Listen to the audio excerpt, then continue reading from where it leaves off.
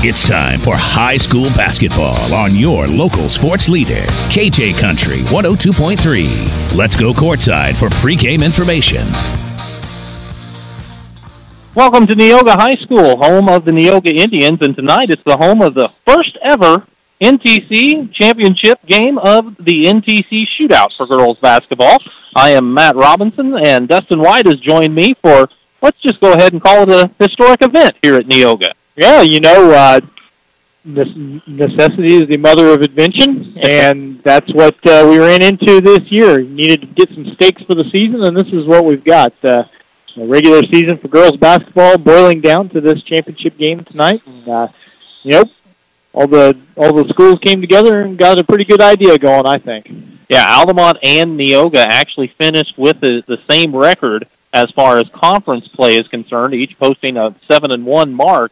But Neoga did win the conference game against Altamont, so that gave them the tiebreaker to host this championship matchup, as the loss for Neoga came to Windsor-Stu Straws. And Windsor-Stu Straws, though, finished with 2 losses in the conference, and that's why they were overall the 3rd seed. Yeah, and so, we've got a situation where Neoga and Altamont running into each other for a 3rd time this year, and if previous matchups are any gauge for how this one's going to go tonight, then we're in for a pretty good contest.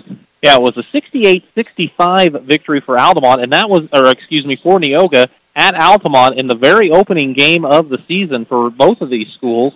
And you thought, well, it's a 3-point game. It was exciting. It was fun, but it was the opening contest, and, one of these schools is going to learn a little more about the other. When they match up again, it'll be interesting to see. And it turned out to be a 3-point win for Neoga again, 57-54 about 3 weeks later. But if you're one to deal in cliches, and as sports announcers, we do that from time to time, hard to beat a good team 3 times, and that's what Neoga's got in front of it for the sake of saying we are the champions of the NTC. They're the regular season champions, of course, but when it comes down to a big game, you always want to be the one who wins that big game. That's absolutely correct. That big game is going to be coming up in just a few minutes. We'll come back with the starting lineups, get you set for action from Neoga, as it's Altamont and Neoga in the championship game of this girls' NTC Shootout. You can catch the action tonight here on KJ Country 102.3. Evergreen Nursing and Rehabilitation Center is proud to announce their new outpatient therapy. Evergreen now offers physical, occupational, and speech therapies for their patients. If you need therapy, don't worry. Evergreen's outpatient therapy can help you too. Give Evergreen a call today for a tour.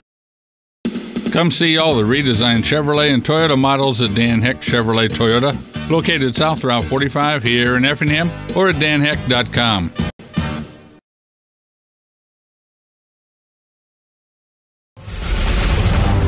This is the Dan Heck Chevrolet Toyota pregame show. Dan Heck Chevrolet Toyota, your complete transportation headquarters since 1958. Once again, we welcome you back to Neoga High School, as it's Neoga, the number 1 seed, versus Altamont, the number 2 seed, for the girls' NTC Shootout. This championship game will be the final contest of the year for the Altamont Indians. Neoga will host Cumberland on Saturday, so a nice little rivalry game there to kind of wrap up the season for the Neoga Indians. Yeah, that's always a fun one, since Sammy James has been coaching at Cumberland. She gets to coach against her dad, Seth, who's assistant to Kim Romack here on the Neoga bench, and that's been the Neoga arrangement for several years now. Seth was the head coach here once upon a time, had a lot of success, gave it up for a while to be an administrator here, but now he's back into the coaching, and Kim Romack, a former player of his, has been the varsity coach for quite some time now, and she's had a lot of success here in this role. Oh, yeah, absolutely. She's done a great job with the Neoga Lady Indians, and you would think on the surface that could be an odd dynamic with her head coach now serving as her assistant coach, but, obviously they have made it work well, and there's a ton of respect back and forth. Well, and if you know Seth, and I do, full disclosure, I think that probably nothing makes him happier, in fact, than seeing a former player of his get to this position and being able to help her have that kind of success. And it's a really good relationship there. And like I said, they've had a lot of good players come through, and they've really done a great job with the program. Neoga is 14-3 on the season. They did suffer 2 losses to Windsor-Stu Straws, both tight matchups. won a conference game and then obviously won a non-conference matchup not that long ago, just a few days ago, if I recall. And then they also fell to Vandalia. Interestingly enough, Altamont defeated those two teams, and I believe they defeated Windsor Stew Straws twice this season, and they also defeated Vandalia earlier in the campaign.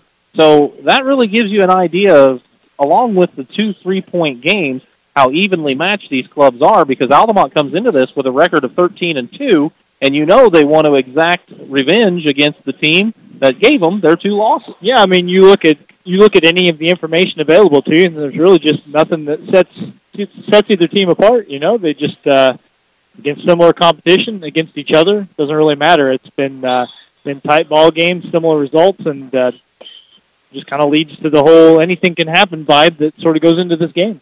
Looking over the roughly 15 to 17 games that these girls have been able to compete in, you would think if the pace was a little quicker, that would favor Altamont. Not that Neoga can't play that way, but Altamont would definitely prefer to have an up-tempo game. They get a lot of shots up in the contest. As a matter of fact, the game that we did, which was the second matchup between these two, there was 134 shots put up from the floor when you combined the two teams. Altamont had over 70, and Neoga had over 60. But what Neoga did was they shot a little bit better of a percentage, and they used their size advantage inside to give them a little bit closer looks from time to time. Yeah, I think size is in Neoga's favor. We talked a little bit about, who we're expecting to see play tonight for these teams, and Altamont does go a little deeper on its bench, which, again, if you want to play an up-tempo game, having a few more horses available to you is always a good thing. So if Altamont can get this game up and down the floor a little bit and get some of these Neoga players, gassed a little bit, it could certainly be a factor. Again, there's any little thing you can get to work to your advantage whenever you're so evenly matched with your opponent is potentially going to be the difference between a win and a loss. You mentioned Neoga probably wouldn't like to go as deep into the bench as Altamont is willing to go, but they do have more of a balanced attack throughout the players that play, as Kylie Phillips leads them with 12.5 points a game. Sydney Richards is right there with 12 points again as well, and she led them in scoring each time they faced Altamont. Altamont, on the other side, has the phenomenal freshman, Grace Nelson. She's a 5'8" freshman, averaging close to 30 points a ball game throughout the season, and then you back her up with Brooke Runge, who has totaled over 1,000 points in her career. They kind of provide the 1-2 punch. Let's go ahead and take a break. We'll come back with the starting lineups here on KJ Country 102.3. Whether you're in the market to purchase a new or pre-owned vehicle, Northside Ford on North Keller Drive in Effingham will find a car that works for you. Check out their selection of cars and trucks today. ProLube of Effingham is more than just your favorite oil change shop. We sell and install all major brands of tires. Check engine light on? We also perform diagnostic and repair work. Call or stop by today for a free quote at ProLube of Effingham. Neoga High School is the place to be tonight if you can get in with the COVID regulations, as it is Altamont taking on Neoga. And if you can't get in, thanks for joining us here with the broadcast on WKJT here based out of Teutopolis, Effingham. Yeah, it's we've mentioned it 100 times already this year in these last 6 weeks, but it's been a strange season for all these kids. But we're glad that we're able to get to these schools and bring these games to people, because now more than ever, it's nice for them to be able to get a little attention when not so many people are able to go into the gyms and see them play in person. Altamont has their starting lineup introduced to the crowd, and the folks at Neoga rise and applaud the visitors, and that's always been a nice thing to see throughout the area, as well as the home schools showing a lot of respect for the opponents who don't get to have fans in the gymnasium. Those starters for Altamont include 5'10" senior Taylor Meddy wearing number 12. She'll be joined by 5'6" sophomore Remington Miller, number 14. Peyton Osteen, a 5'8" freshman, is at a forward spot wearing number 15. Grace Nelson, a 5'8" freshman, wears number 23. She is the point guard for this club, and Brooke Runge will round out the starting lineup. She's a 5'10" forward wearing number 30, and she's a senior for the Lady Indians of Altamont. For the Neoga Indians, they will send Kylie Phillips, a 5'7" senior, wears number 23. She'll be joined out there by Sydney Richards, a 6' sophomore, number 25. Avery Fearday, a 5'8" junior, wears number 30. Trista Moore, a 5'7" junior, number 31. And Audrey Raymert rounds out the lineup. She is a 5'10" senior, wearing number 35. The ball is tossed into Altamont's Grace Nelson, and we're underway. She takes it to the left side, looks over Neoga's man-to-man. They get it in the lane to Miller. Meddy now gets it to Osteen. She drives in from the right wing to the left side. Shot no good. Rebound taken down by Richards, and Neoga is pushing it up court. They look under the basket to Fearday. 12-footer from the baseline, no good. Rebound, Taylor Meddy. She's double-teamed in backcourt. Now dribbles away from it, gets it across the timeline, and passes it up court to Miller. Remy Miller swings it over to Nelson left side. Behind the back dribble, gets into the lane, puts up a shot. It's blocked out of bounds. Possession will stay with Altamont. But again, Neoga swarming all over Nelson. Yeah, a pretty good little move that she put on him to get to the basket. But a good recovery defensively. Altamont does keep possession. Looking to get it inbounds. They do find Nelson on the wing. She looks into the lane to Runge. Her shot is up and blocked by Phillips. And again, it's out of bounds. And it will stay with Altamont to inbounds from the baseline. Altamont looks to get it out top. Dangerous pass, but it did make it to Runge. Over to Osteen. Left wing three. Good. Peyton Osteen has the first points of the ball game, and Altamont's up 3-0. Lady Indians of Altamont. Going to just have to say Altamont Neoga tonight. We'll put on a full-court man-to-man. Neoga handled it pretty easily, got it to Phillips, and she sets the offense from the top of the key.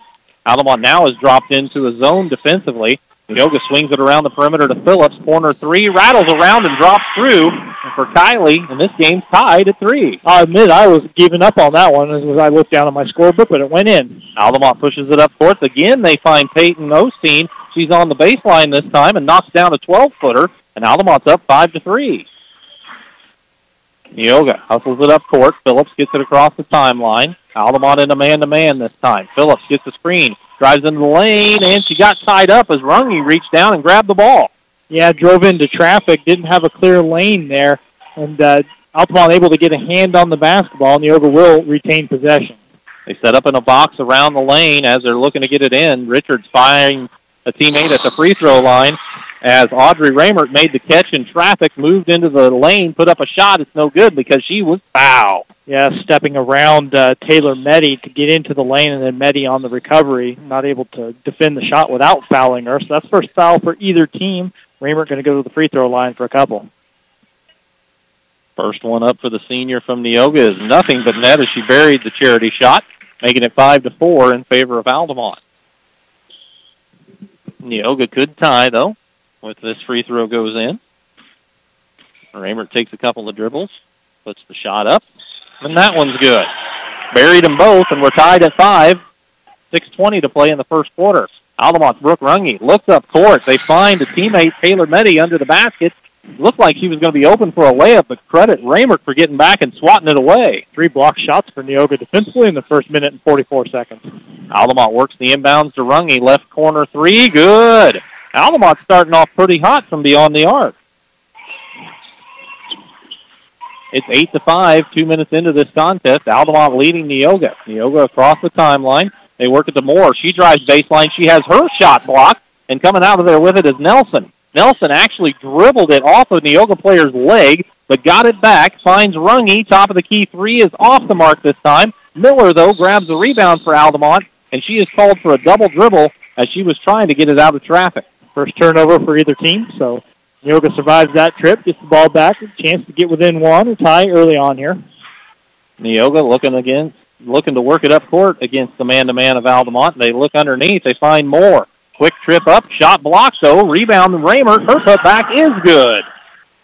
So we've had a lot of blocked shots in this ball game, but it's 8-7 in favor of Altamont. A lot of contested shots, trying to force things a little bit, maybe a little excited early. 5:24 on the first quarter clock as Nelson works her way into the lane, forces up a tough shot. No good. Rebound is saved in bounds, and finally Neoga controls it. Altamont tried to keep possession. Neoga, though, pushes it up court, driving for the layup. It's short. Shot from Kylie Phillips is no good. Rebound was saved inbounds by a hustling Neoga player, Fearday, but it went to Altamont, who brings it up court. They find Osteen, another 3 from the wing. This one's a little strong. Rebound, Runge tried to save it off a Neoga player. That Neoga player is falling out of bounds. She has to throw it into the lane, and it's picked up by Meddy. Her shot in there is no good, and now we've got a foul as Remington Miller was called for the hold. There is a lot of action here. This is an intense ball game, to be sure. Now we have the under 5 timeout with 4:47 showing on the first quarter clock. It is Altamont leading Neoga 8-7 at the girls NTC Shootout Championship game on KJ Country 102.3. Local, secure, enduring, and more convenient than ever, Washington Savings Bank is located in Effingham, Mattoon, and anywhere you are with their 24/7 virtual branch. Enjoy the conveniences of banking with all the services offered at Washington Savings Bank. Member FDIC. Come see all the redesigned Chevrolet and Toyota models at Dan Heck Chevrolet Toyota, located South Route 45 here in Effingham, or at danheck.com.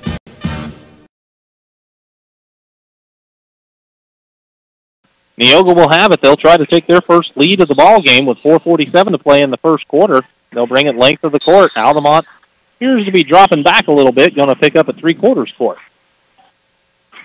Here's a pass up court, dangerous, but it did make it into the hands of Moore. Moore loads up for a long two, no good.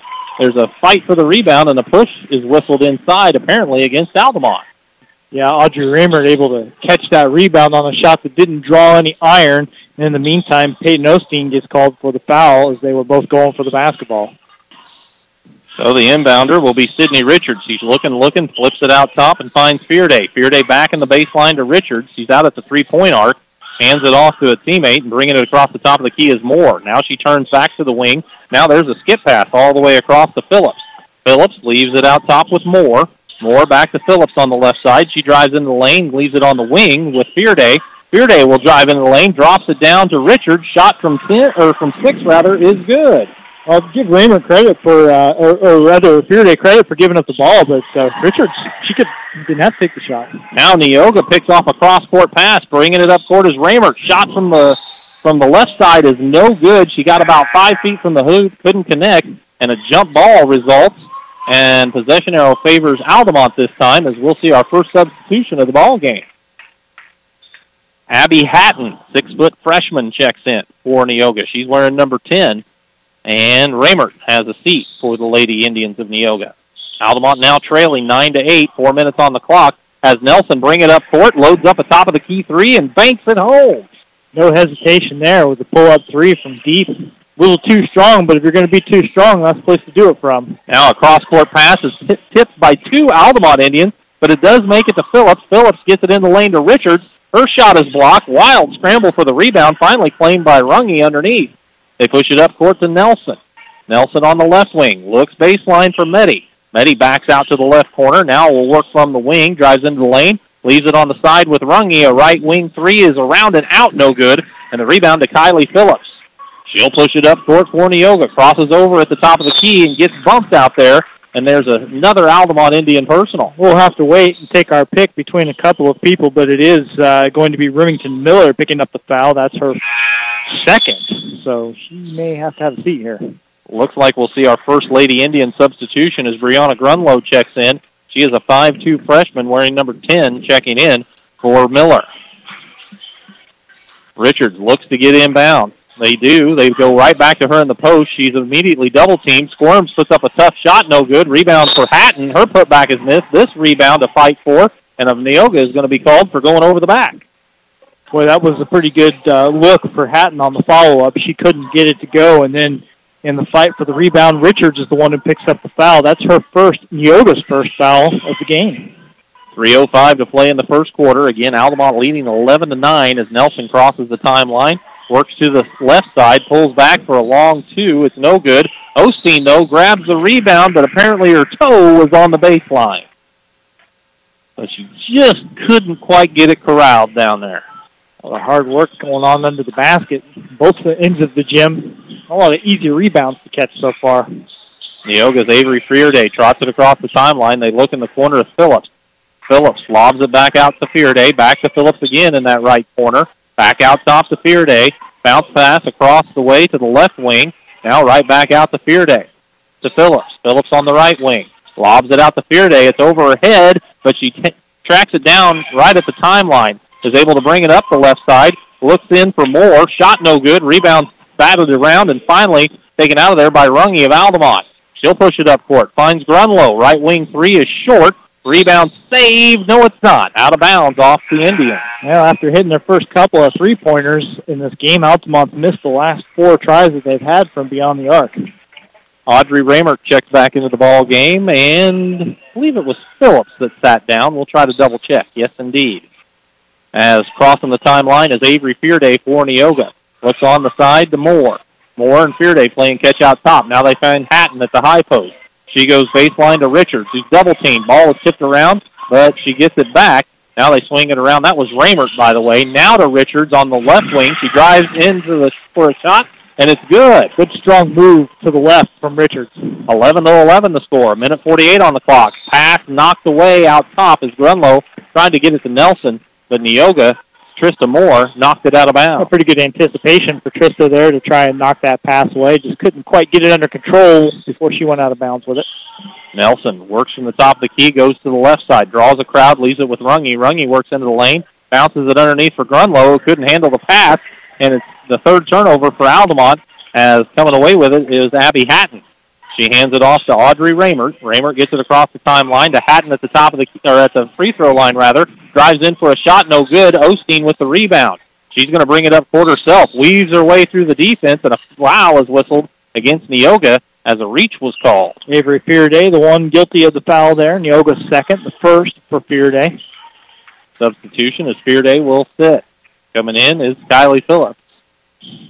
Altamont will inbounds from the timeline. 1:18 to play in the first quarter, 11-11 the score. Nelson finds Runge on the left side, gets a screen, works into the lane, lobs it underneath. Shot is up and blocked. Meddy had the shot. It was blocked, and coming out of there with it was Trista Moore. She hands it off to Phillips. Phillips working on Nelson. Gets across the timeline. Now Nelson reaches in and gets called for the foul. Nelson's first. That's up to 5 team fouls now for Altamont.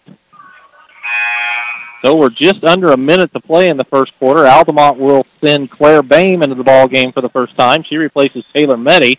And it looks like Fearday is back for the Neoga Indians. Trista Moore had a seat there. Thank you.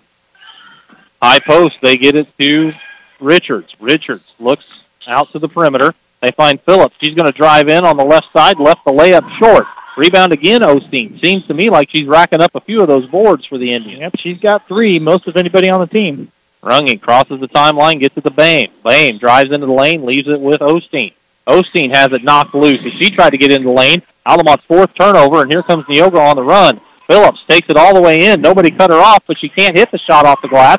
Rebound, though, Neoga sticking it up and in is Sydney Richards, and Neoga's up by 2, 13-11. Richards, 6 points, leads her team. 19 seconds on the clock. Altamont loads up for a deep 3 from Runge. It's no good. Rebound to Fearday. She's on the run, pushing it up the right side. Gets in. Shot off the glass too strong. Rebound's loose. Richards has it. Her shot is blocked. Tries it again, and she's able to hit.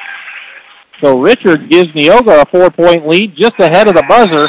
Altamont did get it inbounded, but they couldn't get a shot away as time expired. So Neoga takes their largest lead of the night right at the end of the first quarter of action, where we have Neoga leading Altamont by a score of 15-11. And you're listening to high school girls basketball action in the NTC Shootout Championship game on KJ Country 102.3. Evergreen Nursing and Rehabilitation Center is proud to announce their new outpatient therapy. Evergreen now offers physical, occupational, and speech therapies for their patients. If you need therapy, don't worry. Evergreen's outpatient therapy can help you too. Give Evergreen a call today for a tour. Whether you're in the market to purchase a new or pre-owned vehicle, Northside Ford on North Keller Drive in Effingham will find a car that works for you. Check out their selection of cars and trucks today. It'll be Neoga ball to start the second quarter as they ran off 4 straight to end the period at least. It was 11-11, and now it's 15-11. Neoga works it around the perimeter. We'll set the floor for you as they move the ball to Phillips. Right corner 3, no good. Battle for the rebound in there between Taylor Meddy and Haley Campbell. Neoga fans disappointed as they say Campbell hit it last. Phillips hit a 3-pointer early in the first quarter. That was her second try. Couldn't get that one to go, but she hadn't had a lot of luck driving to the basket, so she thought she might take a chance from outside. Runge will work it from the top of the key, goes to the baseline, puts up a shot, left it short. Campbell knocked the rebound loose, and it's picked up by Fearday. Avery Fearday bringing it up the left side, gets into the lane, throws up a runner, and it's good. Her first 2 points extends the lead to 6 for Neoga. Altamont's coming right back at you. They get it to Nelson. She drives the left side, shots up and good. As Nelson is fouled, Grace will head to the line for an old-fashioned three-point play. Well, what's the first rule of transition defense? Stop the basketball, right? Well, nobody ever stopped Nelson, and she just dribbled from one end of the floor to the other. Tristan Moore tried to deny the shot, but picked up her first foul. Free throw on the way for Nelson is off the side of the rim, no good. Rebound grabbed out of there by Audrey Raymert. Has a little trouble with it, but is able to control it down in the corner and gets it to Moore. Now Moore at the half-court line had Nelson flash in front of her when she was trying to make a pass, and she got called for steps. Neoga's first turnover of the quarter, only their second of the game. So Altamont will trigger the inbound, try to take advantage of the miscue and get a little closer as Nelson gets a screen out top from Osteen, doesn't use it, but goes to the knees to save the dribble, got it to Runge, drives in the lane, shot off the mark, no good. Rebound taken by Campbell. Campbell with an outlet to Fearday. Fearday pushes it all the way up court, has the ball knocked loose, it's on the floor, and we've got a jump ball whistled as plenty of players hitting the deck to try to get to that ball. Yeah, and every dribble is contested in this ball game, and that one was no different. Altamont knocked it away. The jump ball does give the Altamont Indians possession back, and Campbell checks back out of the game. Richards, who got a quick breather at the beginning of the quarter, is back out on the floor for Neoga. Runge crosses the timeline on the dribble, leaves it to Osteen, fakes the three, now hands it to Runge at the top of the key. Gets a screen from Osteen. They roll it back to her. Long two from Peyton is off the mark. Not sure if somebody touched it or not, but the loose ball rebound goes to Sydney Richards. She's in a little trouble, got it to a teammate, and then Peyton Osteen got the steal, and a foul is whistled against Neoga trying to get it back. So after turning it over only one time in the first quarter, Neoga's up to 3 already in the first 87 seconds of this period, as Altamont may have ratcheted up its defense a tad. But it's still 17-13 in favor of Neoga. Minute and a half into this second quarter as Altamont has it with Runge in the right corner. She dribbles out to the top of the key where she leaves it with Meddy. Meddy over to Osteen. Osteen hands it off to Nelson. Nelson into the lane, now out to Runge. She'll drive into the lane, jump stop, shot on the way, but a foul before the shot, and Altamont will have it to inbounds underneath. The previous trip, I should mention, was the second foul against Avery Fearday, who took a seat after that play. This time it is against Abby Hatton. Altamont trying to get the ball inbound. They're looking. They find Osteen. Long two on the way from the wing. No good. Rebound fought for. It's still loose. Altamont comes out of there with it with Meddy. She got it to Osteen. Top of the key. Nelson. Three is good. Grace Nelson with 8 now, and it's a one-point contest. 17-16, 2 minutes into the second quarter. Kylie Phillips crosses the timeline where she's matched up with Grace Nelson. Altamont in a zone this time defensively. They're looking to trap out top. They do get it top of the key to Raymert. Now to Hatton. She'll drive the baseline, puts the shot up and in. That's a strong move for the freshman right there. She has her first 2 points, and it's 19-16 in favor of Neoga. Altamont pushes it up for a long three from Nelson. No good. Rebound taken out of there by Raymert, and here we go again. Pushing it up for it is Phillips. She gets to the free throw line where she leaves it out with Raymert.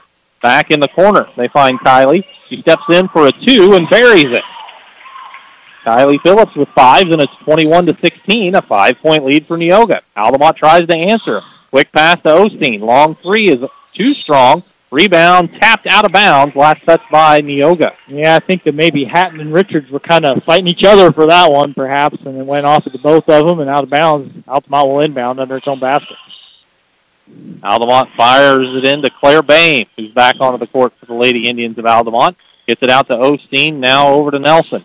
Nelson crosses over, gets into the lane. Her shot is blocked by Richards, and Neoga comes out of there with the rebound as Hatton is trying to bring it up court. Hatton gets it across the timeline, has it poked out of bounds by Nelson. It'll stay with Neoga along the sideline. Richards has blocked 4 shots already in this game, making her presence felt defensively. 4:56 on the second quarter clock. That means we have the officials' timeout. Neoga with a 21-16 edge here in the championship game of this NTC shootout on KJ Country 102.3. ProLube of Effingham is more than just your favorite oil change shop. We sell and install all major brands of tires. Check engine light on? We also perform diagnostic and repair work. Call or stop by today for a free quote at ProLube of Effingham. Local, secure, enduring, and more convenient than ever. Washington Savings Bank is located in Effingham, Mattoon, and anywhere you are with their 24/7 virtual branch. Enjoy the conveniences of banking with all the services offered at Washington Savings Bank. Member FDIC. 4:56 to play in the second quarter. Dustin, I don't think we had a chance to get to the first quarter numbers. Well, it's such a fast-paced game, not much time for that. But Neoga was 6 for 21 in the first quarter from the field. Altamont 4 for 17. So you're right. A lot of shots taken. Not a high percentage for either team, but 38 combined shots between these two teams, and they have pretty much picked up where they left off here as we've gotten about halfway through the second quarter. Neoga working against the zone for Altamont. They get it inside. The ball is knocked loose. Altamont picked it up. That was Remy Miller, and she was fouled as she tried to bring it out of the crowd. Yeah, Abby Hatton had it knocked away from her, and then we'll have to wait and see. Yeah, it was her that fouled, too. So you see that a lot, the double whammy. You lose it, and then you foul trying to get it back, and with her second foul, she checks out of the game. So it's kind of a triple whammy for her, because she has to sit down as well. And Avery Fearday comes back in. She was sitting with her 2 fouls, so she is going to have to she's going to have to play carefully for Neoga. Altamont bounces at high post to Runge. They hand it right back to Nelson, now to Osteen. Osteen tries to get into the lane, has it poked loose from behind. Picking it up is Fearday, and she had it knocked away. It went to Phillips. Phillips then tried to save it along the baseline and couldn't get there. So Altamont had their first turnover, and Neoga their 5th. Yes. Here and not even halfway through the second quarter. Nelson out top with it. Finds Bame on the left wing. Bame moves to the top of the key, now flips it back to Nelson. Nelson drives in, kicks it out, open 3 on the way for Miller. No good. Rebound comes off to the right side to Runge. Her 10-footer from the wing is missed, and this rebound taken out of there by Fearday for Neoga. She'll hand it off to Phillips, and Kylie runs it across the timeline, hassled all the way by Remington Miller. Now Altamont drops back into a zone defensively as there's a pass too hot to handle for Neoga, and Moore will have it off of her hands out of bounds to Altamont. Neoga's been stuck at 21 points for quite some time here. They just having a little trouble getting any shots off. They're 3 for 4 for the quarter, but they've turned it over 6 times now. Nelson looking to get something started. Works to the left side, now back to the right. Draws the crowd, leaves it with Osteen. Out top to Miller. Miller tried to get it to Osteen. Pass was tipped, but Osteen's able to control. She leaves it with Runge. Runge makes a move from the top of the key, gets into the lane, left the shot short. Rebound pulled out of there by Kylie Phillips. She got it out of trouble to Raymert. Audrey pushes it up court, back to Phillips. Now they skip it on the side to Fearday. She's going to drive the baseline. Lob inside, passes too far, and coming from the weak side to get the steal is Miller. So Altamont's pushing it back up court. Bame has it into the lane, out to Nelson right side. Nelson crosses over the paint, leaves it with Osteen out on the perimeter. Osteen, top of the key, Miller. Miller looking inside. They find Nelson. She's posting up this time. Works to the left side. Shot up, no good, but she's fouled, and Altamont will head to the free throw line. Fearday and Moore both in the neighborhood. Wait to see who the foul's against, and it is Fearday. So she just picked up her 3rd foul. We mentioned that she came in with 2. She's going to come out with 3 as Campbell's getting ready to check back in. Grace Nelson at the line. First of 2 is off the side of the rim. No good. So we've been stuck at 21-16 for quite a while here, as indeed Campbell does come in for Fearday. Yeah, Altamont 2 for 12 from the field, and now 0 for 2 from the free throw line in the second quarter. So they've gotten a lot more shots off. They just haven't been able to hit very many of them. Nelson's second free throw off the heel of the rim, no good. Rebound comes out long, and she hustles to it. Grabs the board, got it to Runge on the right side. Runge moves in, cut off, leaves it with Bame. High arcing 3 off the front of the rim, off the backboard, and drops through for the freshman from Altamont. Claire Bame has her first 3 points, and Altamont's within 2. 2:50 to play in the second quarter. Neoga works it to Moore. She drives the right baseline. Double team. Pass is knocked down, and Altamont comes out of there with a steal. Miller ultimately got it after the trap. Altamont leaves it with Bame. A left wing 3. This time's off the mark. Rebound secured by Neoga finally. Raymert had it, got it to Moore as they were both kind of falling out of bounds. And now Coach Romack says, let's have a chat. 2:30 to play in the second quarter. It'll be a 30-second break. We'll take one as well. It's Neoga 21, Altamont 19. Girls basketball action on KJ Country 102.3. Come see all the redesigned Chevrolet and Toyota models at Dan Heck Chevrolet Toyota, located South Route 45 here in Effingham, or at danheck.com.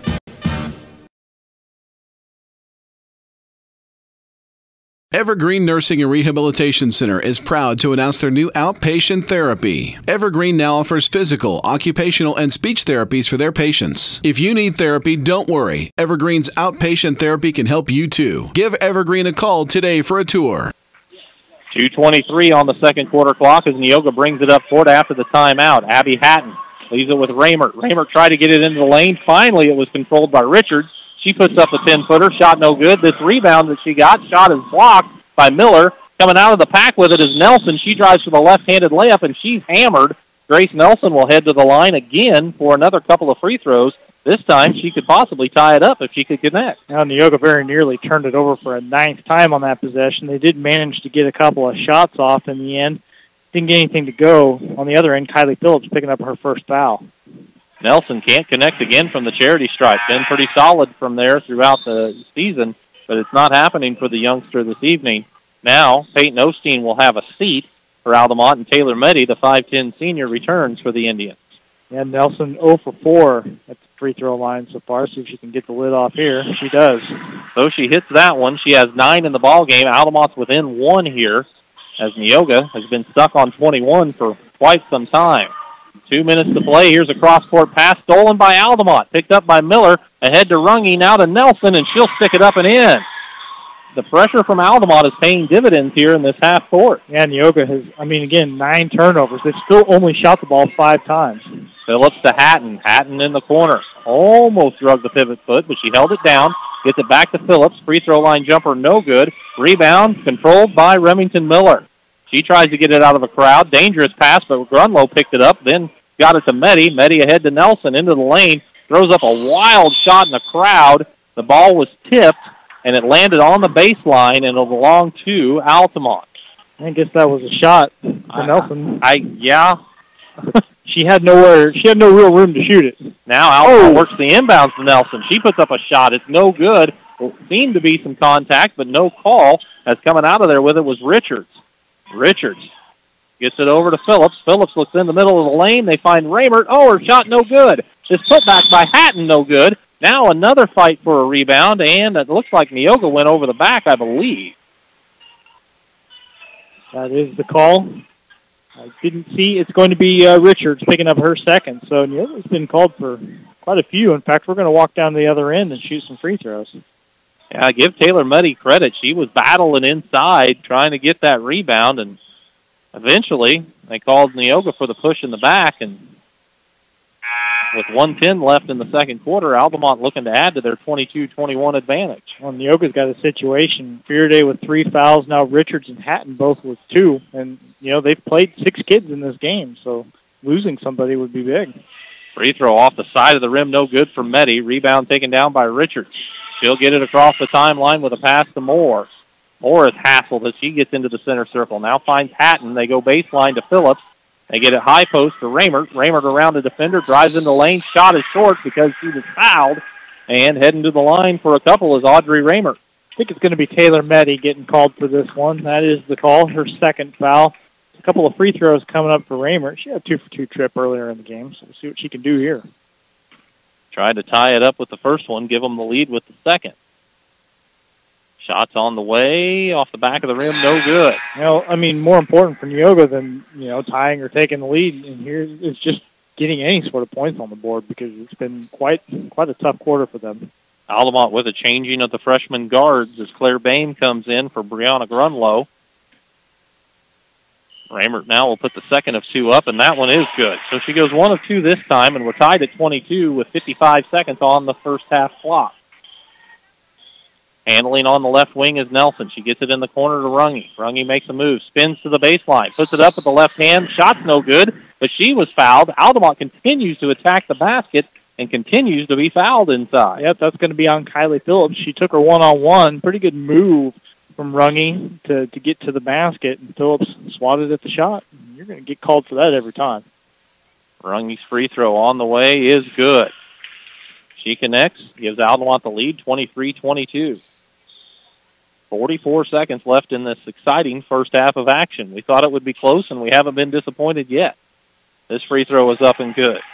So Runge hit them both. She has 5, and Altamont's back ahead by 2. Now a pass in backcourt, tipped by Nelson. She gets the steal, lays it up and in. Nelson created the turnover and took advantage. Altamont's up 4. That's their largest lead of the night. Neoga does hustle it up court. They've got it with Moore, just under 30 seconds to play in the quarter. Out to Phillips. Phillips hassled out top. Now spins, gets it back to Moore. They swing it to Hatton. Hatton looks to Raymert, working in the post, puts up a shot, high off the glass, no good. Rebound again, Richards. She'll put up a left-handed shot. It's off the glass, no good. Bame has the rebound for Altamont. She gets it to Runge, who crosses the timeline with 7 on the clock. Gets it to Nelson, 5 on the clock. Back to Runge. Squares up for a 3. No, she dishes it down baseline. Jumper for 2 from Meddy is no good, and the first half comes to a close. Well, Altamont was down 4 to start the second quarter. They lead by 4 after the second period of action, as it's Altamont 26, Neoga 22. Girls NTC Shootout Championship game tonight on KJ Country 102.3.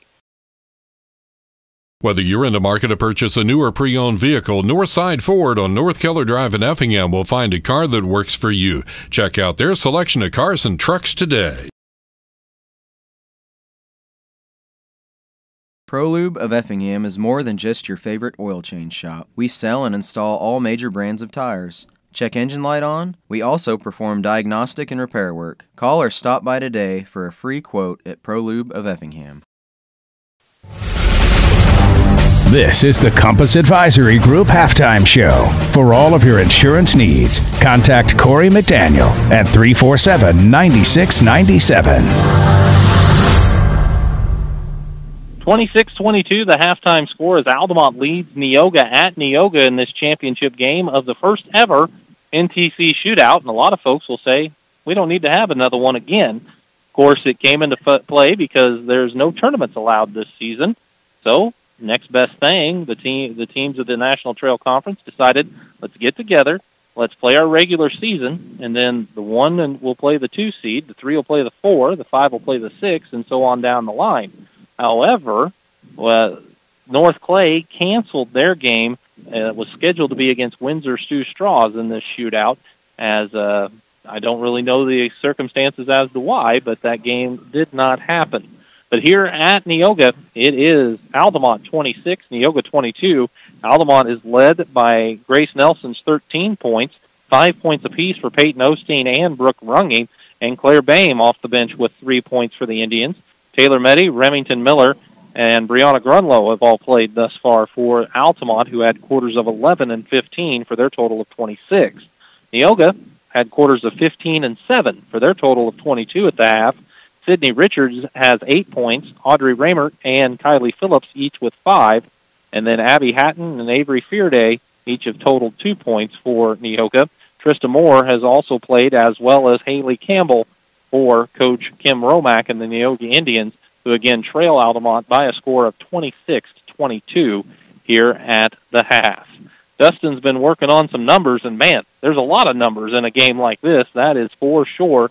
As he is finishing up the individual stats, we'll go ahead and take a quick break and come back with his team numbers and the individuals' numbers here at the half, as Altamont leads Neoga 26-22 on KJ Country 102.3. Local, secure, enduring, and more convenient than ever, Washington Savings Bank is located in Effingham, Mattoon, and anywhere you are with their 24/7 virtual branch. Enjoy the conveniences of banking with all the services offered at Washington Savings Bank. Member FDIC. Come see all the redesigned Chevrolet and Toyota models at Dan Heck Chevrolet Toyota, located South Route 45 here in Effingham, or at danheck.com.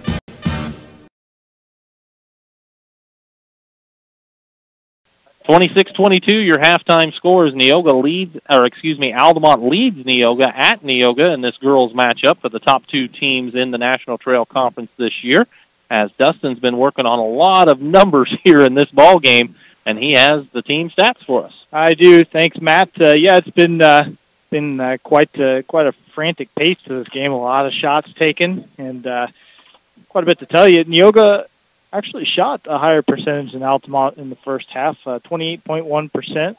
Neoga 9 for 32 from the field.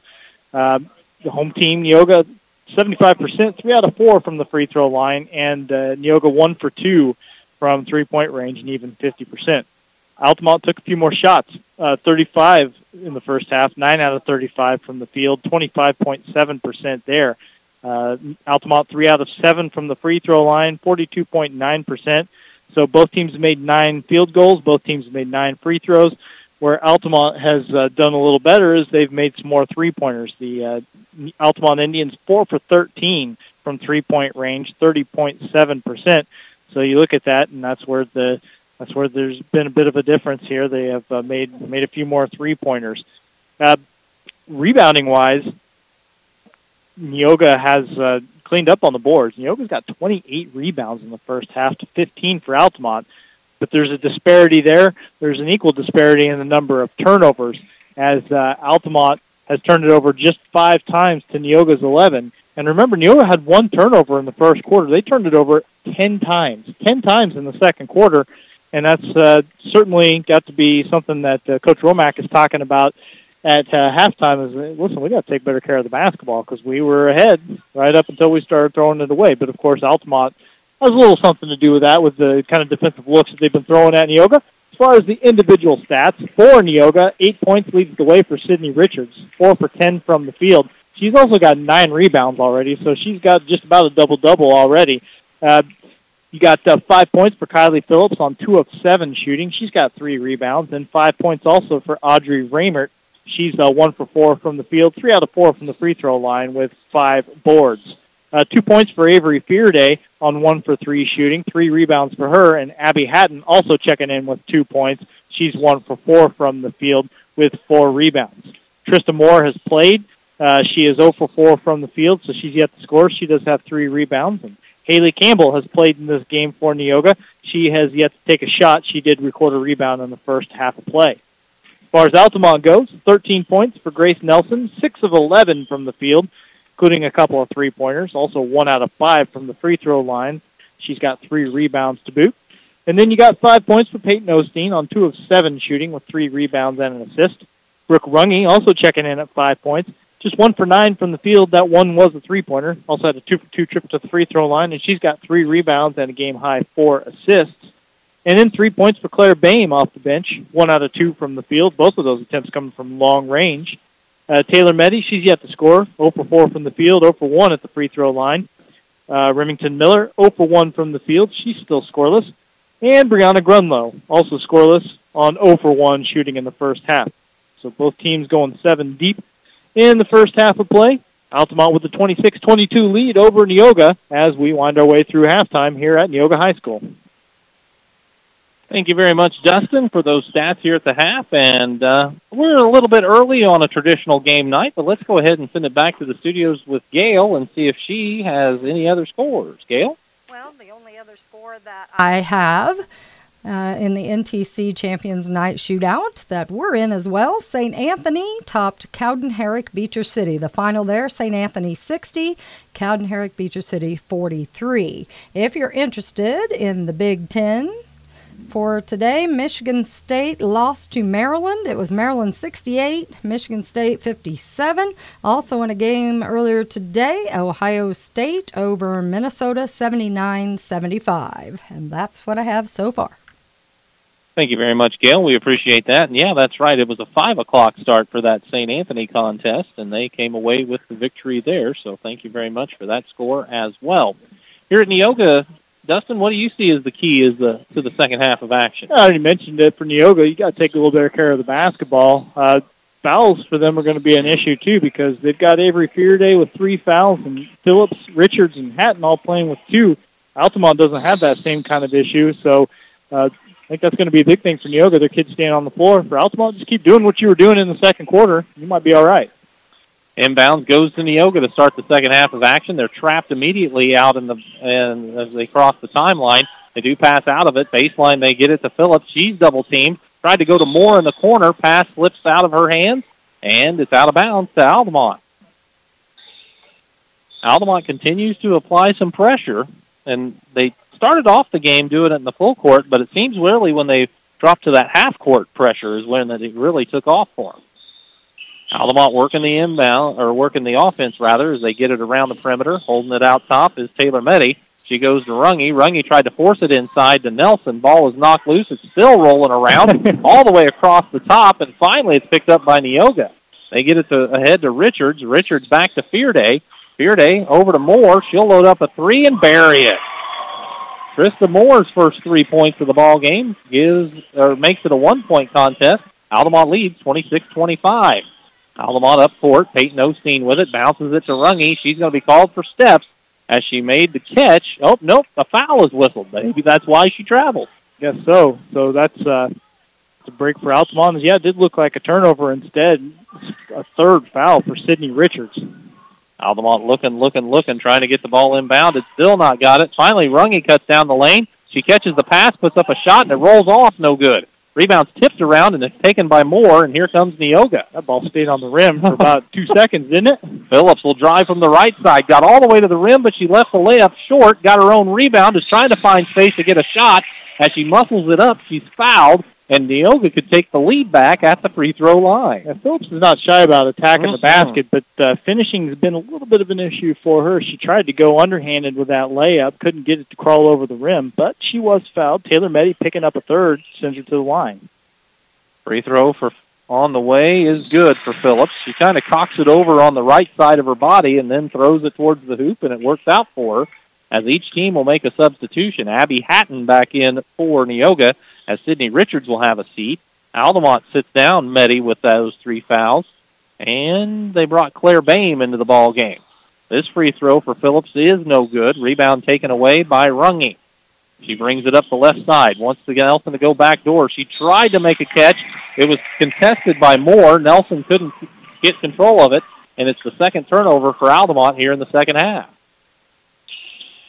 Altamont's going to pick up in the full court man. Hatton gets it across the timeline, fires it ahead to Moore, cuts to the layup. Oh, it's no good. Rebound Fearday. She lost balance and threw up a shot. It's no good. Peyton Osteen has the rebound for Altamont. Ahead to Miller. Now to Bain. Layup on the right side is off the mark. Rebound comes out long, and Raymert has it. She's pushing it up for Neoga. Gets into the lane. Stops. Shot. No good, but she's fouled. And Neoga will go back to the free throw line to try to break the tie. It's 26-26.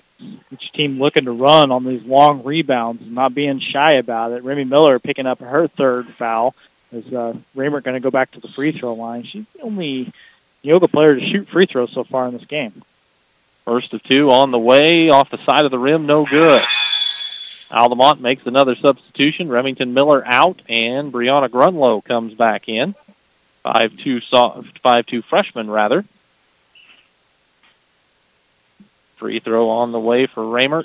This one is good, so she goes 1 of 2 at the line. She has 6 in the ball game, and Neoga's ahead 27-26. Altamont with Osteen. Crosses the timeline. 2 minutes gone in the third quarter. Got it to Boehm. Boehm into the lane. Left side. Shot no good because it was blocked out of there. And the rebound picked up by Fearday. Outlet to Phillips. Phillips lobs it ahead to Moore. Moore with a catch. Works into the lane. Sticks it up and in. Krista Moore with 5. And Altamont wants a timeout with 5:49 rather to play in the third quarter, as Neoga has gone off to a 7-0 advantage to start this third quarter of action. We'll be back in 30 seconds as Neoga 29, Altamont 26. Girls basketball on KJ Country 102.3. Evergreen Nursing and Rehabilitation Center is proud to announce their new outpatient therapy. Evergreen now offers physical, occupational, and speech therapies for their patients. If you need therapy, don't worry. Evergreen's outpatient therapy can help you too. Give Evergreen a call today for a tour. Whether you're in the market to purchase a new or pre-owned vehicle, Northside Ford on North Keller Drive in Effingham will find a car that works for you. Check out their selection of cars and trucks today. Altamont took the timeout. Katie Lurkins didn't like the start to this second half for Altamont. She's watched her team get outscored 7-0 in the first 2 minutes and 10 seconds or so she wants to talk it over. Used her first timeout. We'll see what they get going here. Runge with it in the lane, kicks it out to Osteen. Corner 3 off the front of the rim, no good. Rebound comes out long. Fearday got it away to Raymert on the run, drive. Shot is no good. Hatton, though, an offensive rebound, and she'll stick it up and in. So it's 31-26, 5:24 on the third quarter clock. Nelson takes it to the left baseline. She tasseled, and a foul is called. And Katie Lurkins, if you can't hear it in the background, was letting her team have it. She was not at all happy with something there. But meanwhile, the foul for Neoga goes against Trista Moore, her second. Inbounds goes baseline to Nelson. She hooks it to Boehm. Boehm shot off the glass is short. Rebound is on the floor. 3 players down there to tie it up. And the possession arrow will keep it with Altamont. Boy, Claire Boehm landed on that ball right at her midsection. That's been known to knock your wind out. She did a good job hustling after her own miss, though, and retains the possession for Altamont. They're down 5. They need a bucket. Runge looking to get it inbounds, lobs it to Nelson. Runge comes and get it, squares up for a three. That was blocked. Moore with great defense blocked the shot, and Abby Hatton picks up the rebound, pushes it up court to Fearday. Nope, it's taken away. The ball is knocked loose again, and it was last touched by Altamont. So it was just kind of a wild scramble. I wouldn't give either team a turnover in that whole situation, but both teams definitely had a chance. When Neoga defensively has blocked 7 shots in this game, they have really been active defensively as far as altering shots for Altamont. Altamont in the zone defensively. Neoga's going to shoot over it. Fearday three from the wing, no good.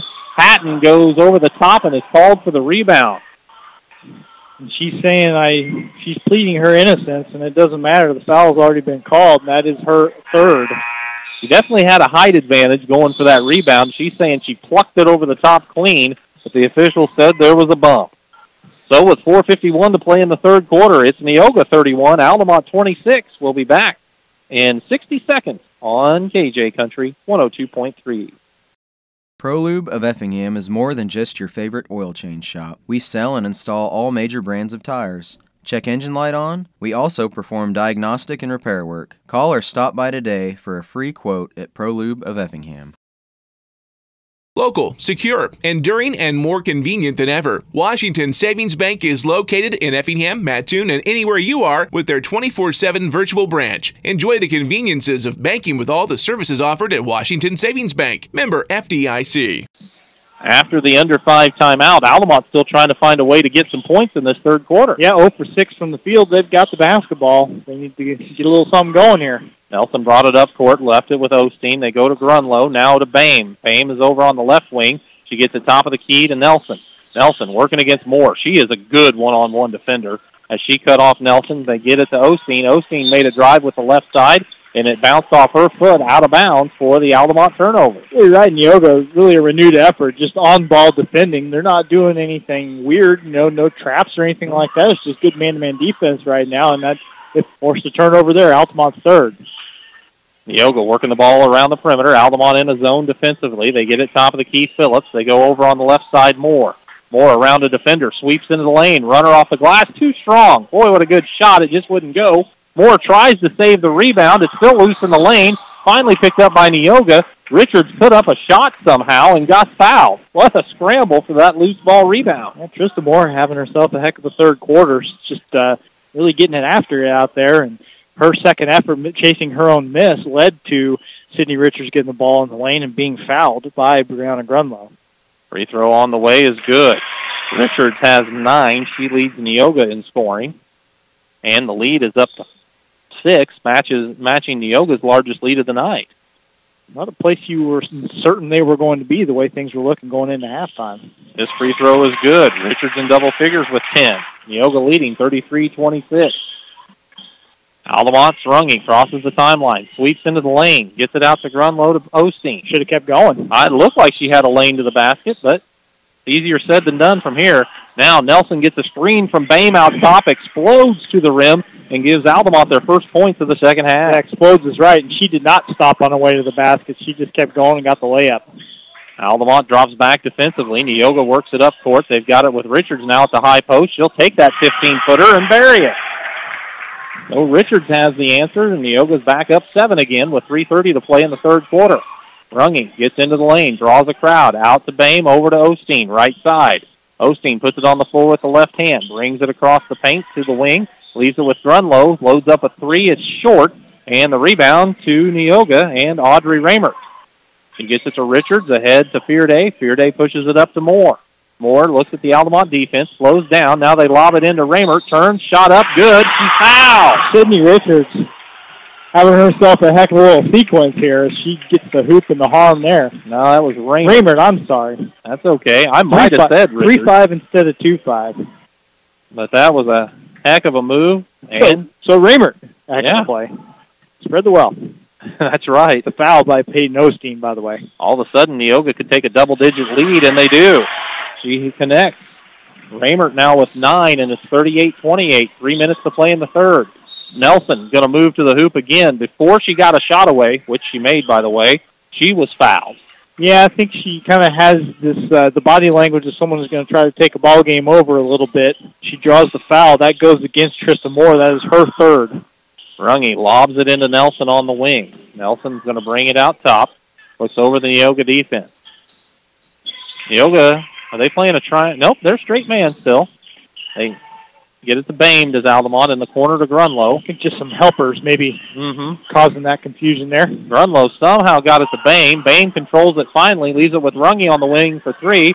Shot no good. Bame grabs the rebound, and then she kicked it out to nobody. Well, I think she thought her coach was a teammate out there. Yeah, let me tell you something. Katie Lurkins may have to rethink wearing black whenever her team's wearing black, because I'm pretty sure that's what happened. Bame just mistook her for a teammate and threw it to her, and that doesn't work.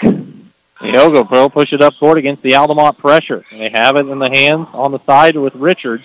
Tefirde back to Richards. Corner three. Got it. Oh, my goodness. She buried it. Puts Neoga up 41-28 with 2:20 to play in the third quarter. And Altamont is forced to take another timeout. It'll be a 60-second break here in Neoga as the Lady Indians of Neoga have just exploded in this third quarter. You're listening to high school girls basketball on KJ Country 102.3. Come see all the redesigned Chevrolet and Toyota models at Dan Heck Chevrolet Toyota, located South Route 45 here in Effingham, or at danheck.com.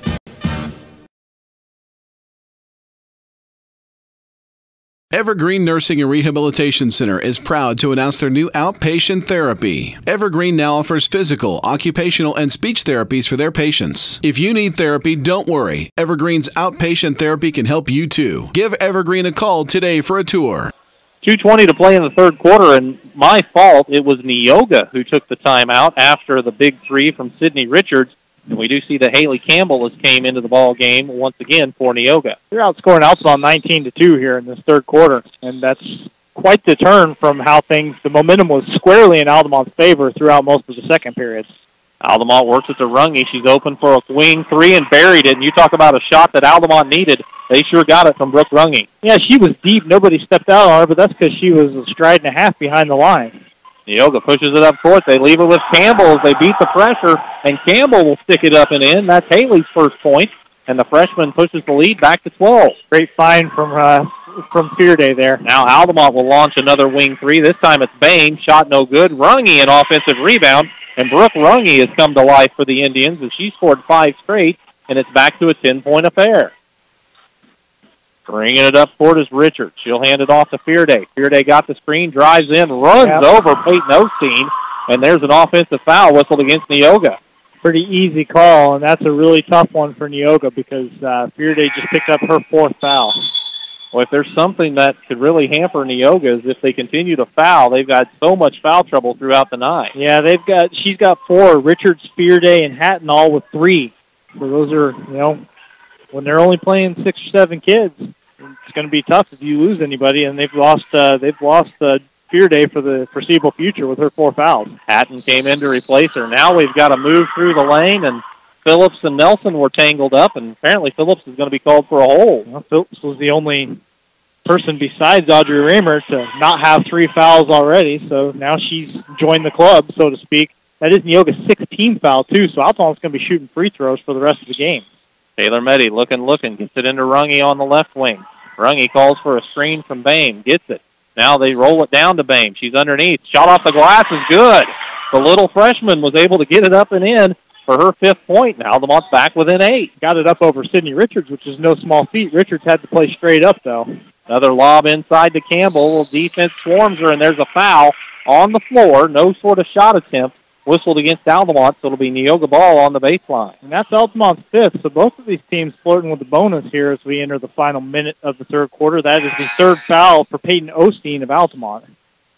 Checking in for the first time tonight will be Bailey Teasley for Altamont. Teasley, a 5'8 junior, maybe trying to give Altamont just a little more size. Here's the inbound. It goes out top to Hatton for Neoga. He's at the top of the key. Gets it back to Richards. Richards sends it out top to Raymer. Altamont still in a zone defensively as Neoga's skipping it around the perimeter. They don't need to be in a hurry. They're up 8 with 48 seconds to play in the third. Phillips is challenged out top by Nelson. She did get it away to Richards. Over to Hatton. Hatton works on the right side. Now they go top of the key. There's Raymert with it. Now Altamont switch to man-to-man. Phillips picked up out there by Nelson. Now they get it to Raymert. Raymert works her way around Bain, picks up the dribble, got it to Richards, 25 seconds to play in the quarter. Altamont is challenging them everywhere they go, but Neoga's taking care of the ball. They go high post to Campbell, now out top to Phillips. Kylie will set it up from the center circle with 14 on the clock. Hands it off to Hatton, to Richards' right wing. Richards to Phillips. Phillips moves to the top of the key, now goes into the lane with the left hand. Shot is up and good. Kylie Phillips scores. 2 seconds on the clock. Nelson gets it to half court, fires the shot. Oh, it hit off the backboard and then spun around the basket and popped out at the end of the third quarter. But a third quarter that was dominated by Neoga, as now they carry a 10-point lead into the final period of action. It's Neoga 45, Altamont 35 at the championship game of the NTC Shootout on KJ Country 102.3. Whether you're in the market to purchase a new or pre-owned vehicle, Northside Ford on North Keller Drive in Effingham will find a car that works for you. Check out their selection of cars and trucks today. ProLube of Effingham is more than just your favorite oil change shop. We sell and install all major brands of tires. Check engine light on? We also perform diagnostic and repair work. Call or stop by today for a free quote at ProLube of Effingham.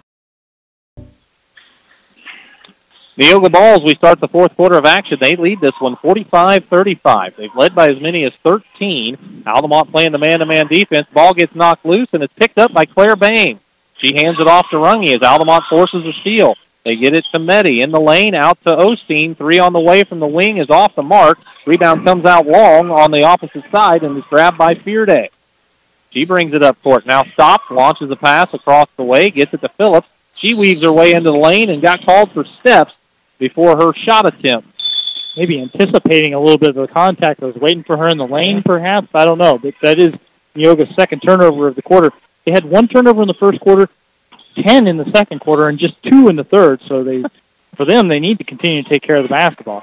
Altamont looking to get it to single digits as Nelson has it top of the key. Crosses over, gets into the lane, stops, rises up. Shot is good as she's fouled. And I tell you, Phillips might have took the worst of that as she got popped. It looked to be right in the chin or the throat. Yeah, that Nelson getting herself into the lane and initiating a little bit of the contact, and Phillips is still down on the floor, and she's holding her chin. Yeah, you might be right. Might have got popped in the jaw. And so they're going to give a little space to her as her teammates are down checking on her, and now Coach Romack is going to make her way onto the court. Teammates are trying to help her up. Coach says, let's hold on a second here. They're going to go over and talk to Seth James, the assistant coach, while Kim Romack is checking on Kylie Phillips. And, I mean, in my mind, the way I saw the play, it was definitely a foul on Phillips, but just with the momentum of Nelson coming into her, ultimately caused her to get the worst end of it. Yeah, I don't necessarily think it was a bad call, but it certainly doesn't make you feel any better when you've taken a little bit of damage there. Yeah, she's up and on her feet and coming off the floor, but they'll need her to regroup. They're going to need her to continue to play. The official, Jim Fisher, talked to Coach Romack, and Phillips pointed to her throat. Her throat, okay. So if it would have been a chin, they probably would have been concerned about a possible concussion. I don't think that's the case for the young lady. I think, basically got hit in the throat, and boy, that can really take your breath away. It was her 4th foul, and now they've actually changed it. That's the 4th foul on Sydney Richards instead. Apparently, that's what's showing on the board as the free throw goes in for Nelson. So Nelson connects. She has 18 in the ball game, and now we've got a full timeout taken by somebody. Well, they're talking it over. Kim Romack's talking to the officials because 25 is shown on the board. Mm-hmm. There is no way that foul was on Sydney Richards. No, I sure didn't see her anywhere near that play. I mean, it has to be Kylie Phillips. She's the one who was involved in the play here. Yeah, 2-3 and 2-5 would be easy to have, and now they have changed it on the board to 2-5 has 3 fouls. Well, it should be 4 fouls for 2-3. Now they've got it, because it was Phillips' 4th foul instead of Richards' 4th. So they've got it straightened out. Meanwhile, the timeout is going on. So yeah, well, obviously, I think we should just keep it right here as the timeout is going to break up. And I didn't see who signaled that timeout, and they didn't take it off the board from either way either. So it would stand to me thinking it would be Altamont who took that quick timeout. but I've been wrong before tonight. The way these games work with the stoppage in every quarter, nobody's ever running out anymore, but it is shaping up to still be a tight game. Neoga's up 7, but I think it's anyone's ball game. We could see some tense moments as we keep going here. 7 minutes to play as Abby Hatton's going to bring it up court. Altamont showed a man-to-man full court. Hatton hands it off to Fearday. Fearday leaves it out top into the hands of Raymert. Raymert matched up with Osteen, ran into her own teammate. That was Fearday. Fearday has it swiped at from behind by Miller, and a foul is called against Altamont. And Miller, a very frustrated reaction is she just kind of accidentally made a little more contact than she obviously intended to. She picked up her 4th foul. She does stay in the game.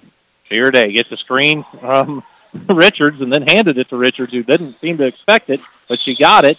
Gives it to Hatton. Hatton tried to drive the right side, and she lost it out of bounds. Neoga's 3rd turnover. So Altamont with the ball back, trailing by 7. Nelson trots it up court, gets to the timeline where she's matched up out there with Moore. Gets the screen from Runge, tried to flip it back to Runge. The ball was knocked loose, but eventually Runge controls it, weaves into the lane, puts up a tough shot. It's no good, but the rebound was knocked off of Richards, and it'll stay with Altamont. Yeah, Richards trying to grab that rebound, but couldn't quite secure it as Runge kind of chased her own miss and got her hand on it perhaps, but still ultimately went out off of Richards, and now we see Kylie Phillips after being shaken up a little bit a few minutes ago, checking back into the game, replacing Avery Fearday. Really happy to see her back on the court. Altamont works the inbounds to Nelson. Back to Runge. Runge double team. Pass is tipped and taken out of there by Neoga. As Richards got her hand on it, and Hatton came down with the ball. Now Phillips works around the screen out top. More than willing to milk some time. Had a decent lane to the basket. Didn't take it that time. Leaves it with Raymert. Now to Phillips again. She's on the left side. She'll bring it out top. Nelson right there with her. Still on the dribble. Now the double team comes. They get it to Raymert. Lob it inside to Richards. Nice look across to Hatton. Oh, the shot is short. Rebound, though, Hatton. Put back blocked by Runge, and then Runge got the rebound. Out. She's trying to save it from falling out of bounds. She looked to a teammate. The pass was tipped, and it's off of Neoga. Boy, almost a perfect possession for Neoga to run some time off the clock, but ultimately get yourself a great look. They got the great look, just could not get it to fall. Altamont brings it up court. Runge has it now. Works to the top of the key. Goes to the right side. Shot is blocked. Beautiful play by Richards. And then the loose ball rebound picked up by Raymert. And then Raymert is bumped, and we'll walk to Neoga's in for some free throws. Sydney Richards, 5 blocked shots tonight. So not only is she in double-figure scoring, she's up to 15. She's got 9 rebounds. She's blocked 5 shots. And she is a sophomore. And she's given Altamont fits in every contest that they've played this year. Yeah, she's a player, and she's only going to get better, I would think. And such smart defense. She anticipated Runge's move and just stayed back and put her hands straight up. No chance of a foul being called there. I mean, there's no question Runge's the quicker player, but it was good footwork and good stand home on the part of Richards. And the first free throw for Raymert goes down. I should also mention on that play, Taylor Meddy was called for her 4th foul, so she and Miller for Altamont both playing with 4 now. Raymert's first free throw was good on the 1-and-1. Next one's on the way. It's nothing but net this time. And Neoga extends the lead to 9 again, 47-38. Nelson crosses over, gets into the lane, leaves it out on the side to Meddy. She'll drive from the right side, sweeps in for a layup, and she gets her first 2 points of the night. 47-40 with 5.5 to play.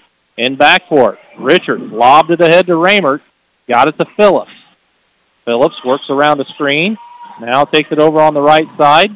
She's trapped in that coffin corner, tries to get a pass along the sideline. It's knocked loose, and Meddy knocked it away, and it's off of her out of bounds along the sideline. I was waiting for Kim Romack to take a timeout there because Neoga seemed to be in a perilous spot, but they managed to survive it, and they will have to inbound. Altamont sends Claire Boehm in to replace Remington Miller. Might have been another switch as well. I think Neoga might have made one. Here's a lob into Fearday. Fearday lobs it inside to Hatton. Oh, shot, point-blank range, no good. Rebound, Taylor Meddy. Outlet to Runge. Runge in the middle of the court. Gets into the lane, weaves in. Shot no good, but she's bumped and fouled. And Runge will head to the line for a couple of free throws with 5:01 to play in the 4th quarter. Richards was there, and she's the one who gets called for the foul. I was wondering if it wasn't going to be Avery Fearday, who was also trailing on the play. So instead of Fearday picking up a 5th, it's Richards picking up a 4th. Free throw for Runge is up and good. She has 11, and that makes it a 6-point game. as Campbell will check in. Haley replaces Sydney Richards. Boy, Coach Romack is really having to use a lot of strategy. She's going to earn her game check for this one because she's going to have to be shuffling people in and out as she gets Fearday out as well in favor of Phillips. But again, that's 4 fouls coming in for 4 fouls. Of course, Taylor Meddy and Remington Miller on the Altamont bench with 4 fouls as well. Meanwhile, Runge connects on another free throw. Altamont's back within 5 after trailing by 13 in the third quarter. 47-42 the score. Patton will bring it across the timeline. She gets the screen over on the right wing. Now needs some help, and she got it to a teammate. That's Phillips. Phillips with Nelson right in her hip pocket. Lob pass across the lane. Got to Moore. Moore leaves it out top with Raymer. Raymer takes it over to the left side. Double team comes. She splits it. Got it over to Phillips. Phillips is bumped out on the perimeter, and a foul whistled with 4:36 to play in the fourth quarter. And Runge is doing something that nobody else on the floor could do at this point, I think, is picking up her first foul. There's been quite a few to go around, but that was the first for Runge. It does send Neoga to the free throw line for a 1 and bonus for Kylie Phillips. Surprised we didn't have the under 5 timeout right there. Phillips puts the first one up, and it's good. So she connects, and she'll get the bonus. She has 9 in the ball game, and I thought the officials were maybe going to discuss taking the 5, but they didn't hear either. Phillips takes a couple dribbles, spins it, puts this one up, and it rattles home. So she has 10, and now we'll get the under 5 timeout. So with 4:36 to play in the fourth quarter, it is Neoga 49, Altamont 42, girls basketball action on KJ Country 102.3. Local, secure, enduring, and more convenient than ever. Washington Savings Bank is located in Effingham, Mattoon, and anywhere you are with their 24/7 virtual branch. Enjoy the conveniences of banking with all the services offered at Washington Savings Bank. Member FDIC. Come see all the redesigned Chevrolet and Toyota models at Dan Heck Chevrolet Toyota, located south Route 45 here in Effingham, or at danheck.com.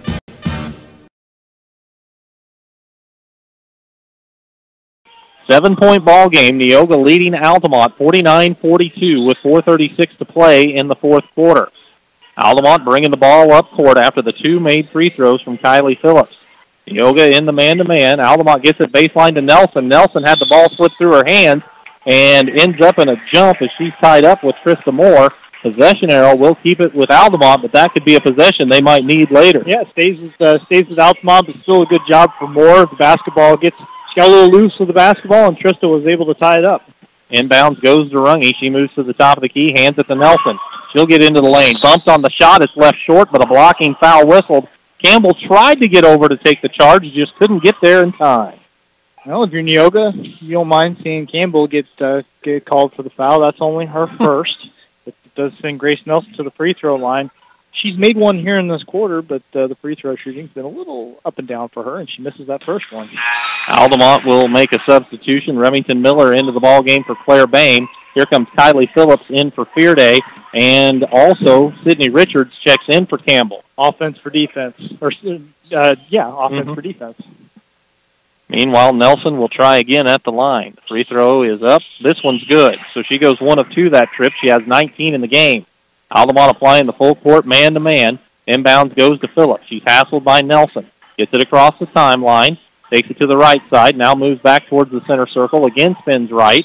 And there is a 5 count whistled as she never got away from Nelson and never really tried to go towards the basket, I guess. Yeah, Neoga's 4th turnover. And if you're any of her teammates there, you need to keep in mind that you got to come help out. You got to make yourself available for the pass there. She wasn't really getting a whole lot of aid out there, and it forces the turnover. Altamont got the ball down 6. Runge across the timeline, gets into the lane, shot up. No, it's knocked out of her hands right at the last second by a great defensive play by Fearday. Fearday, one of many Neoga players playing with 4 fouls, has to be careful, but she got all ball there. Inbound goes to Osteen. She fakes a 3, steps in for a 15-footer off the back of the rim, bounces off the rim again. Campbell secures the rebound, outlet to a teammate, Avery Fearday. Fearday crosses, gets over underneath the basket, sweeps up a shot. It's no good. but Campbell grabs the offensive rebound and sticks it up and in. Yeah, Faraday trying to go with a reverse layup. High off the glass, doesn't go, but Campbell cleans up her 4th point. Altamont works it over on the side. They get it to Remington Miller. She's going to drive baseline. Looks underneath, finds Meddy. Meddy for a 10-footer. It's good. Taylor Meddy connects. She has 4 in the ball game, and Altamont takes a quick 30-second timeout with 3:22 to play in this one. It's Neoga 51, Altamont 45. We'll be back to Neoga in 30 seconds on KJ Country 102.3. Evergreen Nursing and Rehabilitation Center is proud to announce their new outpatient therapy. Evergreen now offers physical, occupational, and speech therapies for their patients. If you need therapy, don't worry. Evergreen's outpatient therapy can help you too. Give Evergreen a call today for a tour. Whether you're in the market to purchase a new or pre-owned vehicle, Northside Ford on North Keller Drive in Effingham will find a car that works for you. Check out their selection of cars and trucks today. Neoga has put their offense back on the court with the substitutions as Sydney Richards will look to get the ball inbound. She's looking, and she finds Phillips. Back to Richards. 3:20 to play in the 4th quarter. It's a 6-point ball game. Neoga with the ball in the lead, 51-45. They cross timeline, get it to Raymert. Double team comes, and she's fouled, and Raymert will go to the line. I think it's going to be Peyton Osteen who picks this one up. We'll wait and see because she was definitely being trapped out there with Raymert. And it is indeed Osteen's 4th foul. So she's got 4 along with Meddy and Miller for Altamont. Nobody's fouled out this game yet, but there's kids on both teams all over the place flirting with it. And I credit Kim Romack in particular with doing a great job of shuttling kids in and out, trying to protect them coming down the stretch. Altamont's done some of the similar things as well. Raymert at the line. Free throw is up, and it's good. So she'll get the bonus. That's the final 1-and-1 opportunity. Both teams will be in the double bonus from here on out. There's 9 team fouls on each club. Something to think about. Neoga has done a good job shooting their free throws so far in this quarter. Raymert's second is on the way. It's good. Boy, she buried them both. Neoga 6 for 6 from the free throw line. 6 of their 8 points here in the 4th quarter coming at the charity stripe. Nelson brings it to the top of the key. Ball was knocked loose, but Runge goes to the center circle to get it. Drives to the top of the key, leaves it with Osteen. Now out to Nelson. Nelson trying to weave her way into the lane. Now spots the pass. Layup, though, is too strong. Rebound ripped out of there by Raymert. She's got a host of Altamont Indians trying to track her down. She picked up her dribble, got it to Fearday. And in backcourt, Kim Romack didn't like the look of it, so she took the timeout. She's got him to burn, so she says, let's get one and stay safe here. It's another 30-second break. We'll take one as well. 53-45 to score, 2:47 to play in the 4th quarter. And I've changed my mind. Let's just keep it right here. We're pretty good on our spots, and I don't want to miss any of the action here as we're under 3 minutes to play. And strategy, though, has pretty much got to stay the same. Neoga's working for a good shot, and Altamont's got to be in a hurry. Yeah, I mean, Altamont wants to keep that pressure on Neoga, not allow them to sit back and just throw the ball around the perimeter, try to force them into mistakes. If you're Neoga, you're up 8, so you're not looking to just completely take the air out of the ball. You're being selective. Meanwhile, on the other end, Altamont's going to be looking for quick scores. They get the ball inbounded pretty easy to Hatton. She lobs it to Richards. Richards skipped it over to Phillips, and Neoga's working it around the perimeter. Now Raymert has it. She moves out top, leaves it with Phillips on the left side, still ways away from the basket. To Hatton on the wing. She's trapped down there. Ball knocked loose, but that's because the foul is whistled against Nelson. And they'll try out the freshman Hatton at the free throw line. I guess that was the decision, was kind of trying to decide who we want to put the free throw line at this point in the game. So Nelson picks up her 2nd foul. Abby Hatton going to go to the foul line for the first time tonight. She's sitting at 4 points. Hatton takes a few dribbles, deep breath. Free throw is up. Good. Abby with 5 in the ball game, and with 2:29 showing on the clock, Coach Romack has decided to leave her offense, the players with 4 fouls on the court, for the stretch run now. Lead could be going to 10. That free throw, though, is a little long. Rebound comes out long. Nelson grabs it, drives up court, contact as she moves into the lane, and a blocking foul whistled against Trista Moore. That is Moore's 4th. Not a popular call on the Neoga side of the gym. I guess that's the only side of the gym since we're in Neoga these days. Nelson goes back to the free throw line. She is 3 out of 8 from the stripe so far tonight. Free throw is up. That's off the mark. And Altamont will send Claire Boehm into the ball game to replace Peyton Osteen. Checking in to replace Trista Moore is, once again, Avery Fearday. Keep walking that tightrope, the 4-foul tightrope. Both coaches pulling all the right strings to keep their kids on the floor. Free throw this time from Nelson is good. Again, she splits the pair. She has 20, though, in the ball game, and it's an 8-point lead for Neoga. Hatton in backcourt. Has it knocked loose, but Hatton's able to pick it up and finds a teammate, Richards. They get it across the timeline with a pass ahead to Phillips, to Richards, out top to Hatton. Hatton sends it over to Raymer. Raymer, double team, pass to Fearday. She makes the catch, and then she got fouled out top as Miller was wiping at the ball. She got definitely got Fearday. That's Miller's 5th, so she's going to be the first player disqualified from the game tonight. Boy, it is not for the faint of heart to have the ball in your hand here in the fourth quarter for either one of these teams. Altamont's taking their time to make the substitution, and it will be Peyton Osteen checking back in for Miller as they were trying to freeze Avery Fearday a little bit at the free throw line for these two shots. Yeah, Fearday has not scored a lot of points, but she's got 7 rebounds to go with her 2 points tonight, and this is going to be her first trip to the free throw line. Shot is up. It's off the side of the rim, no good. Score remains 54-46, an 8-point advantage for Neoga with 2:07 to play in the contest. Couple of dribbles. Now Fearday puts this one up. It's no good. Rebound is loose on the floor. It's picked up by Neoga. Richards lifts up the shot after a nice fake and got it to go. Richards gets up to 10 rebounds, picking that loose ball up off the floor, and more importantly, gets 2 points on the board for Neoga. Neoga really trying to deny the three-point opportunities, but Nelson is able to step back for one. It's a little strong, and the rebound comes down to Hatton in backcourt. There's a foul called. And under 2 minutes to play, Neoga's going to look to add to their 10-point advantage. Hatton going to go back to the free throw line after having a nice trip earlier in the quarter.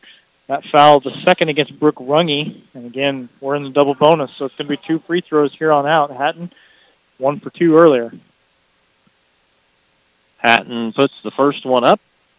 Good. She has 6 in the ball game. Honestly, at this point, if you're Neoga, you'll take 1 out of 2, you know, and you just don't have any empty trips, and you feel like you're in decent shape. Moore comes back into the ball game, replacing Fearday for Neoga. This free throw for Hatton is up and off the side of the rim, no good. Rebound's tipped around, and it is controlled by Taylor Meddy of Altamont. Altamont has to hustle. Meddy pushes it up court, spins, looks back for Runge. Fakes a 3, drives into the lane, jump stop, shot off the glass is good. Runge got the bucket. She has 14. Inbounds goes to Richards. She's hassled in backcourt. Now gets it to Raymert. Raymert crosses the timeline, picks up her dribble, and is fouled out there by Bain. Might have got bailed out by the reach there because she was in no man's land. She was 1 step across the timeline and picked up the dribble. Didn't have any help on the way, but Bain got a little too aggressive, reached in, got the foul. And Raymert going to go back to the free throw line. She's 4 for 4 there here in the fourth quarter. Free throw up, and it's no good.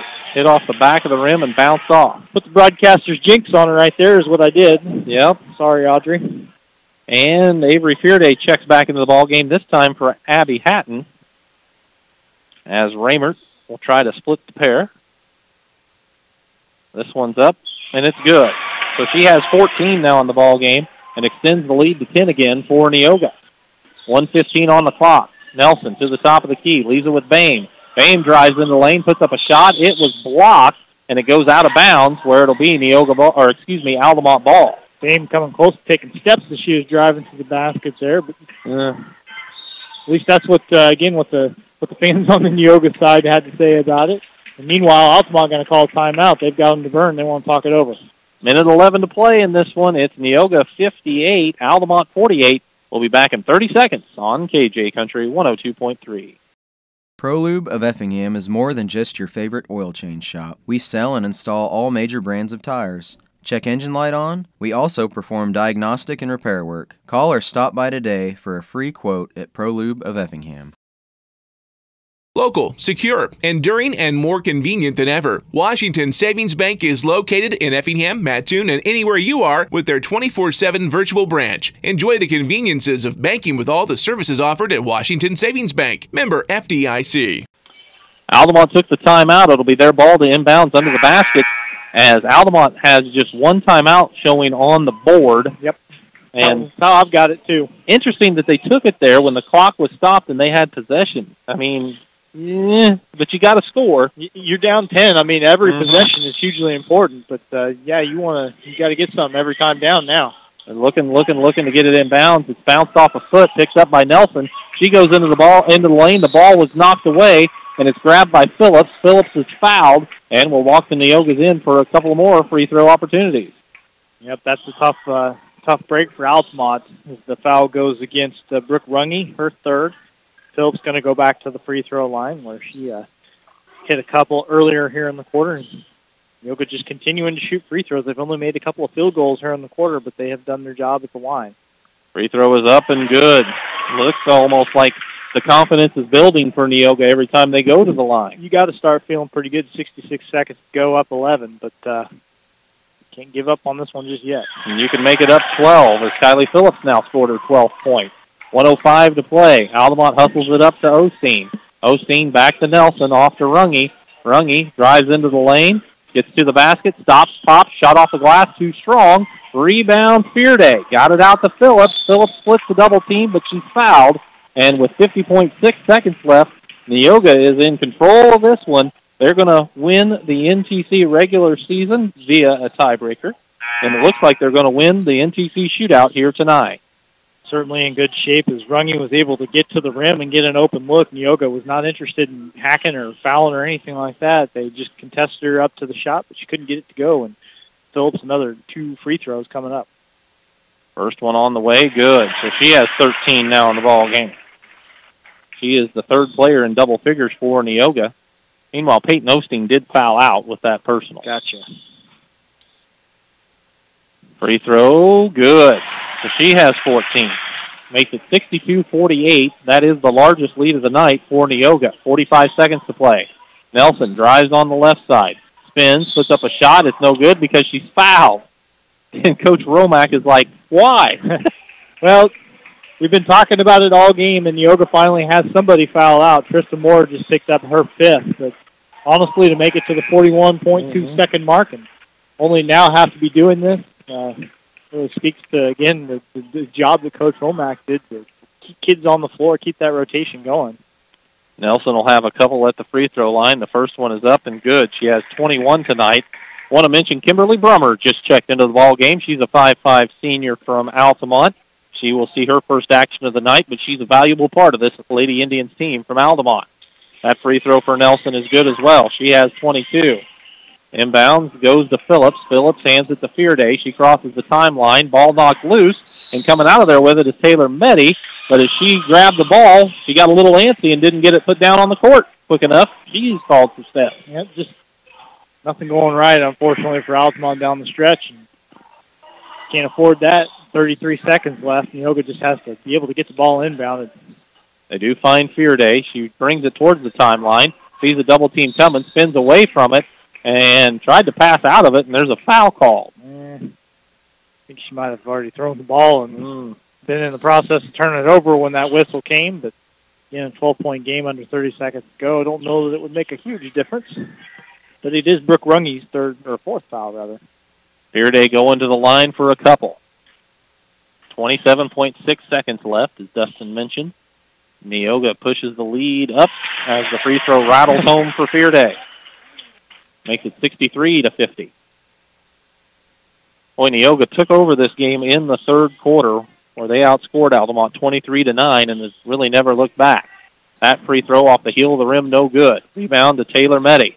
She gets it ahead to Nelson, squares up for a 3 off the mark. Rebound Meddy, put back is good. So Meddy has 6, and with 15 seconds left, inbounds goes to Phillips.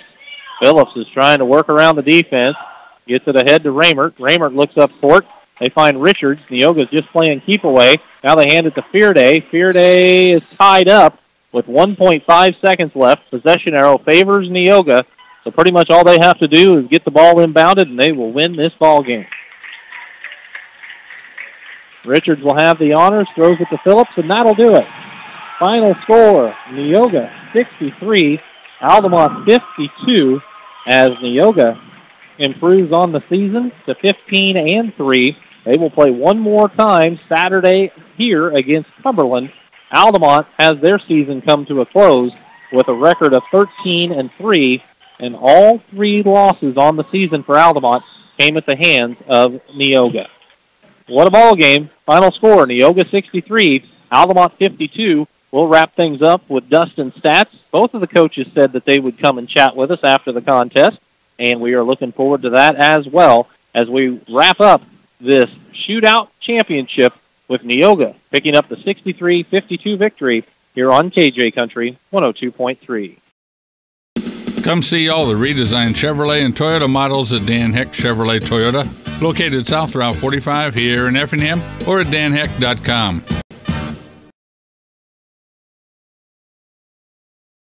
Evergreen Nursing and Rehabilitation Center is proud to announce their new outpatient therapy. Evergreen now offers physical, occupational, and speech therapies for their patients. If you need therapy, don't worry. Evergreen's outpatient therapy can help you too. Give Evergreen a call today for a tour. This is the Farm Credit Illinois postgame show. Farm Credit Illinois, assisting farmers for over 100 years. Final score from Neoga in this girls basketball matchup of the NTC championship game. It was Neoga Indians 63 and Altamont 52, as Neoga claims the first ever NTC girls shootout. And with the way this season was put together because of the COVID situation, we hope it's the only one, to be flat honest, but we'll see how things work in the future. Here tonight, Neoga had quarters of 15, 7, 23, and 18, for their total of 63. Altamont had quarters of 11, 15, 9, and 17 for their total of 52 tonight. Neoga had a fairly balanced attack as Sydney Richards finished with 17. Audrey Raymert and Kylie Phillips each chipped in with 14 points as they both finished in double figures this evening. Also, Abby Hatton came off the bench to provide 6 points. Avery Fearday had 3 points, and Trista Moore scored 5 points. Haley Campbell also provided some valuable minutes and put in 4 points for the Neoga Indians tonight. Again, they improved to 15-3 on the season, and they have one more game against Cumberland on Saturday. Altamont Indians see their season come to a close with a record of 13-3, as they were led by Grace Nelson. The freshman had 22 in the win. Brooke Runge finished with 14 tonight, also in double figures. 6 points for Taylor Meddy, 5 points apiece for Peyton Osteen and Claire Bame, as Remington Miller and Brianna Grunlow and Kimberly Brummer all played tonight for Altamont, as Coach Lurkins will say goodbye to seniors Taylor Meddy, Brooke Runge, and Kimberly Brummer after the loss this evening, as Altamont wrapped up their season tonight. Dustin's been feverishly working on some numbers. We want to remind you we'll have more basketball for you tomorrow night. Again, another doubleheader tomorrow evening, as we will have 2 broadcasts. We will have on KJ Country 102.3 the boys championship game of the NTC shootout. That will take place at St. Anthony, as St. Anthony will host Dietrich in the 1-2 matchup, and we will have that one for you tomorrow evening. And we will also have Effingham boys basketball for you tonight, or tomorrow night rather, as those will be our final 2 broadcasts of the season, and Effingham's game can be heard on 97.9 XFM tomorrow evening as well. Dustin's been working on the numbers. He's got the team stats for us, so let's go ahead and take a look at those. Yeah, I can get you some team numbers here. Neoga ended up shooting 36.5% in the victory tonight, 19 out of 52 from the field. The Indians, 10 of 20 from the field in the second half. And it was free throws, though. They made their free throws down the stretch. They were 22 for 31 in the game. That's a 70.9% clip. And you'll take that. You'll take that. They were 19 of 27 in the second half, 14 out of 20 in the fourth quarter down the stretch. So they as the fouls piled up, teams got on a double bonus. Neoga and Altamont having to start fouling to stop the clock. Neoga responded, made their charity stripe shots, and got a lot of points that way. Neoga just 3 for 4, didn't shoot a lot of 3-pointers in this game, but when they did, they made 75% of them. Meanwhile, for Altamont, 18 for 61 from the field, so just 29.5% shooting there. They were 10 out of 16, 62.5% from the free throw line, and they ended up making 5 out of 21 three-pointers. That's a 23.8% clip. Turnovers tonight, Neoga had 18 of them to 11 for Altamont. Remember, the second quarter was especially tough for Neoga. They had 10 turnovers in the second quarter, but really outside of that, they took pretty decent care of the basketball, but they did turn it over 18 times to Altamont's 11. Now here's a number I didn't realize that the disparity was this high as the game was going on, but the rebounding was lopsided. Mm-hmm. Neoga had 47 rebounds to Altamont's 27. Wow. That is a very large margin. Neoga, especially on the offensive glass, I'm just going to count them up right here, 7, 11, 16 offensive rebounds in this game. And half a dozen of those belonging to Sydney Richards. We'll get to her night in a minute because, boy, I'll tell you, she had a great game. But yeah, they really did a good job on the offensive glass and had quite the disparity as far as the rebounds go. So that makes up for the fact that they turned it over a few more times. It really extended a lot of possession. So there's look at your team numbers. I'm still working on those individual stats. Yeah, a lot of numbers in a contest between these two teams. We've seen that in the previous games, and it bared out again here tonight as, again, Neoga picks up the 63-52 victory. Kim Romack has been taking a little extra time, first of all, to take a picture as they celebrate the championship of this NTC shootout. And now it does appear that she is walking her way across the gymnasium. So we will chat with her in just a second as Coach Katie Lurkins has also spent a little extra time with her kids in the locker room. As, again, it's kind of hard to believe in one way, but it's the final game of the season for the Altamont Lady Indians as the season is suddenly wrapping up. So Dustin's been working on those numbers. Coach Romack has made her way to the booth, and we will hand the headsets over to her. Yeah, the microphone going in the front usually helps out, Coach. I appreciate any advice you can give me. Coach Kim Romack, first and foremost, congratulations on the victory. Boy, this game was kind of a seesaw affair early, and then that third quarter really was a big difference maker. It was. We knew we had to come out in the first half against these guys. Good team, well coached. We knew it was going to be tough. And, coming out in the first half and being able to get a little bit of a lead early and then just battling back and forth. Second half typically against these guys has been better for us anyway, so we were okay with where we were down 4 at the half. Okay with where you were, but also got into a little bit of foul trouble. And, sure did. And Dustin and I talked about it several times. The substitutions, when you made them, when you didn't, your kids really responded, and everybody kind of did their role finishing out that ball game. They did, and that's we look at tonight, and that's definitely a team win for us. They had one another's backs. So when we did have a couple kids out with foul issues, the others stepped in.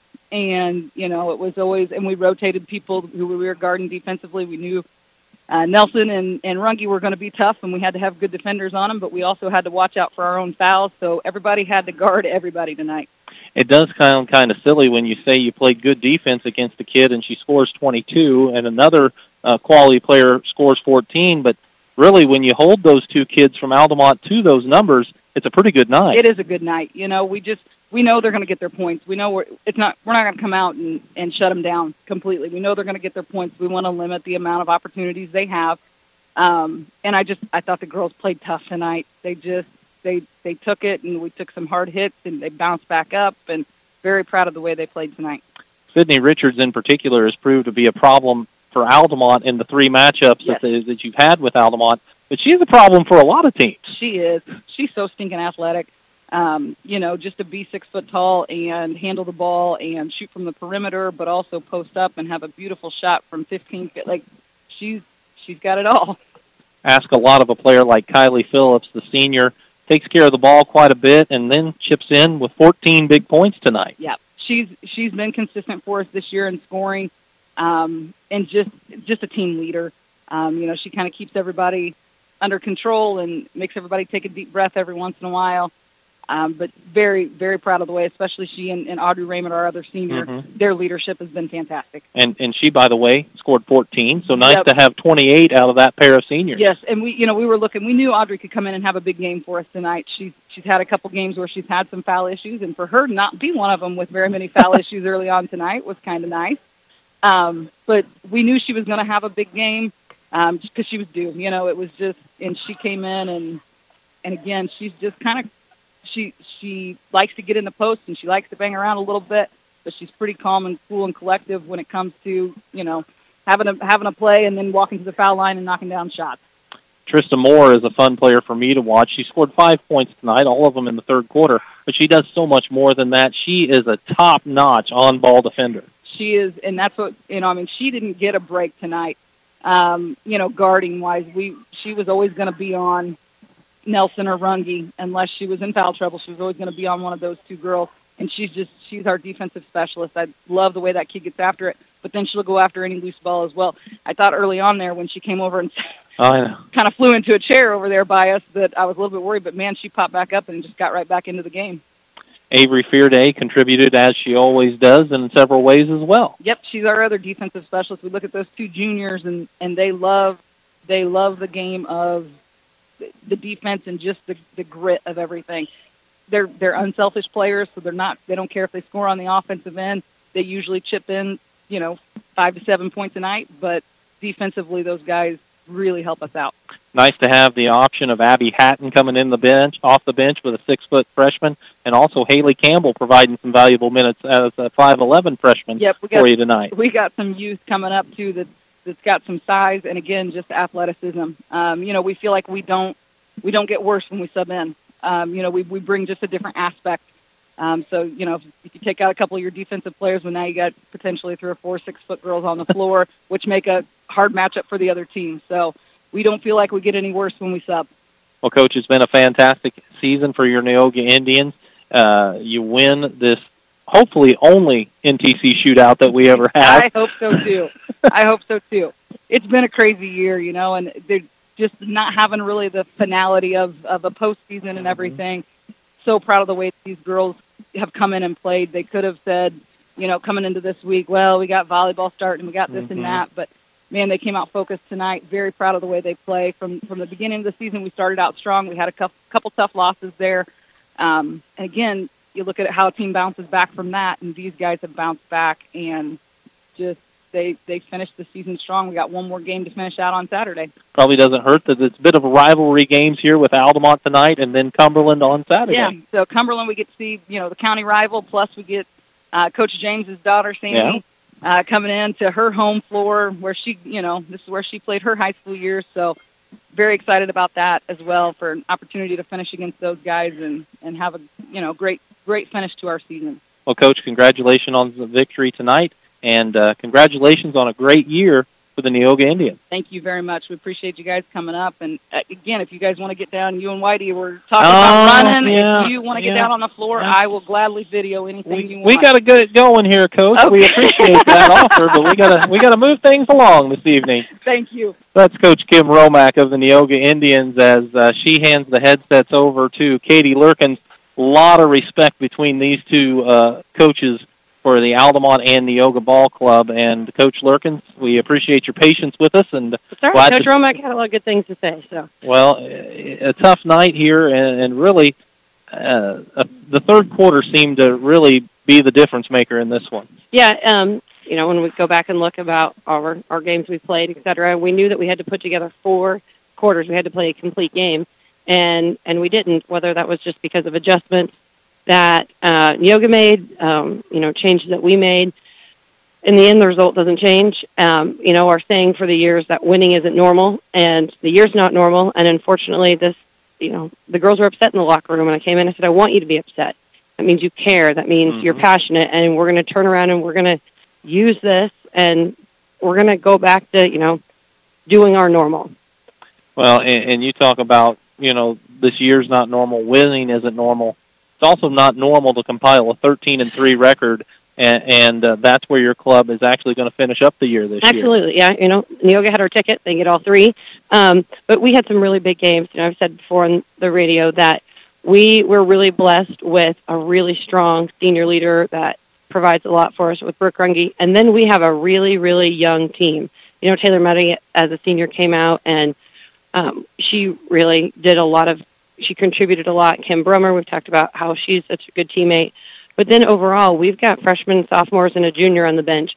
So at times our inexperience was almost not a detriment, but, you could tell that we were inexperienced. The flip of that is next year we're going to return experience and a lot of experience and a lot of very talented experience. So while no one wants to lose in these games, we've got the in-game situations, we've got the in-game experience that now we're going to be able to turn into next season. And next season you will look forward to, obviously, like you said, with a lot of talent. But you also have to say goodbye to those three seniors who have provided a lot for your club in a lot of different ways. And Brooke Runge is kind of where you have to start, right. Scoring over 1,000 points in her career. And probably if you totaled up her, almost call it 3.5 seasons, I guess, the winning percentage that she's been a part of has been outstanding. Yeah, her resume is really pretty amazing. She has, she kind of got in on the foundation of us building the drive to the NTC, our postseason runs, and she contributed each year in different ways. And, she really just kind of kept stepping up, and she showed that how she continued to progress each game. And so, she should be really proud of herself because I know we as Lady Indians are proud to have her as part of the program. Also, you mentioned Taylor Meddy and Kimberly Brummer coming in and helping out the team in whatever way they could. Yes. We've talked about how Kim came out because she knew we needed numbers. A kid who had never played but gave it her all, worked so hard, most improved. And, those are skills that are going to transfer over into the workforce that are going to make her successful. And Taylor came out this year, and she just does so many things that don't show up on the stat sheet that have positive influences on our game and just continues to give us what we need in those big moments. And definitely going to miss those seniors. They've got a quick turnaround to other sports. Yep, and volleyball game on Tuesday. So, we're very glad that they're getting to play. Mm-hmm. Yeah, absolutely. But like you say, a lot of youth. Remington Miller, a sophomore. Peyton Osteen, a freshman. Brianna Grunlow off the bench, and Claire Brame, both freshmen off the bench. And I slated Bailey Teasley earlier when I didn't mention that she got in the game. Yes. She was in for a couple of minutes there. And then, of course, Grace Nelson, a freshman that has also got a world of potential. Absolutely. They all stepped in and they all did, what their role was on the team this year. And Grace stepped into the varsity role very smoothly, very impressively. And the other girls, as the games went on, they definitely stepped up also. And you can just see the growth. That's what we said. We had a little trophy that we passed around after every practice, every game. And you had to nominate it to someone who did something better today than they did yesterday. And, every kid got that trophy at least once, if not multiple times. And so that's just the point of the growth. We have to continue to push ourselves in order to make our team as best as possible. Well, Coach, we appreciate you spending some time with us tonight. We know it didn't turn out the way you wanted to, but overall, a tremendous season for the Altamont Lady Indians. We appreciate you guys covering the game. Thank you so much.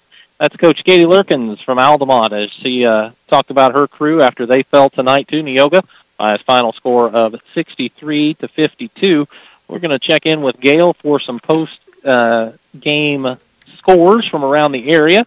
After we check in with Dustin, he went through the team numbers but didn't have a chance to do the individual stats. Yeah, I'll get you the individual numbers now. Let's take a look at we'll go with Altamont first. Got 22 points out of Grace Nelson tonight. She shot 7 out of 16 from the field, 6 of 12 at the free throw line, 4 rebounds for her. So again, 22 points, 4 rebounds. Nice night. 14 points for Brooke Runge, 4 for 18 from the field, 4 out of 4 from the free throw line. She had 6 rebounds and 4 assists. Checking in with 6 points was Taylor Meddy, 3 out of 7 from the field, 0 for 1 at the free throw line.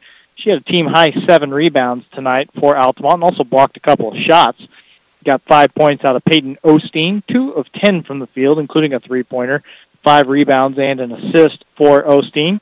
And then Claire Bame, also 5 points on 2 of 7 shooting, including 1 out of 3 from the free throw or three-point range, rather, and 3 rebounds for Claire.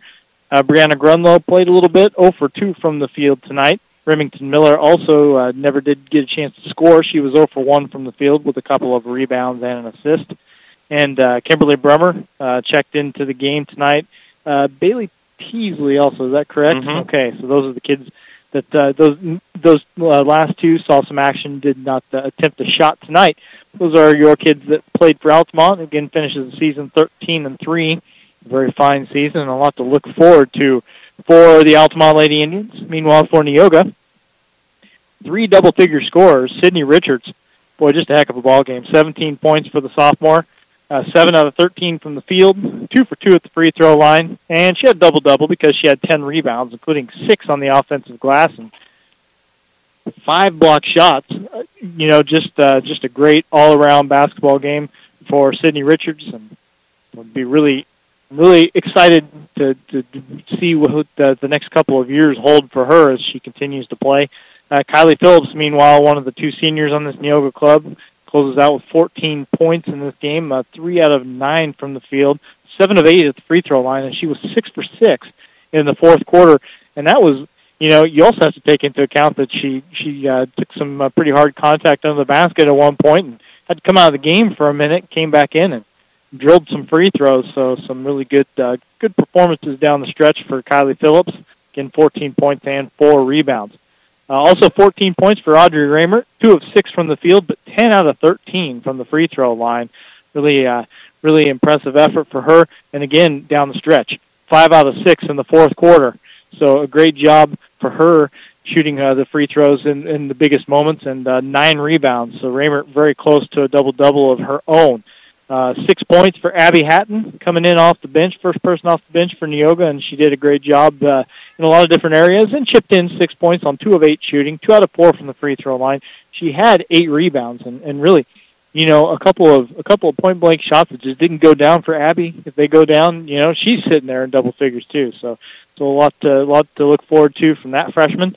You had 4 points for Haley Campbell, 2 of 2 from the field, both of those coming in the second half. A couple of big buckets for them, quite honestly, and also 3 rebounds for Campbell. She was the second person off the bench for Neoga, and just kind of did her job, right? Had a role to play, and she did it very well. So a good night for her. Trista Moore, 5 points on 2 of 8 shooting, but the buckets that she made in the third quarter were kind of tone setters for Neoga, really, as they had that 23-9 third quarter. And again, very good defense for Trista and 5 rebounds as well. And Avery Fearday checking in with 3 points tonight. She was 1 for 6 from the field, 1 out of 4 from the free throw line. But again, tons of boards, 8 rebounds for her and 3 assists. So those are your 7 contributors for Neoga, and they all contributed in some significant ways at certain points in the game. And it is the Indians picking up the 63-52 win over Altamont, improving to 15-3 on the season with 1 game left to go. Quite a campaign for Kim Romack's club this year. Absolutely. Thank you very much, Dustin, for the color work and providing all the stats this evening. And let's check back in at the studios and see about some scores from Gail. All right. Would you like the JV scores, or you just want to keep it with varsity? That's up to you. All right.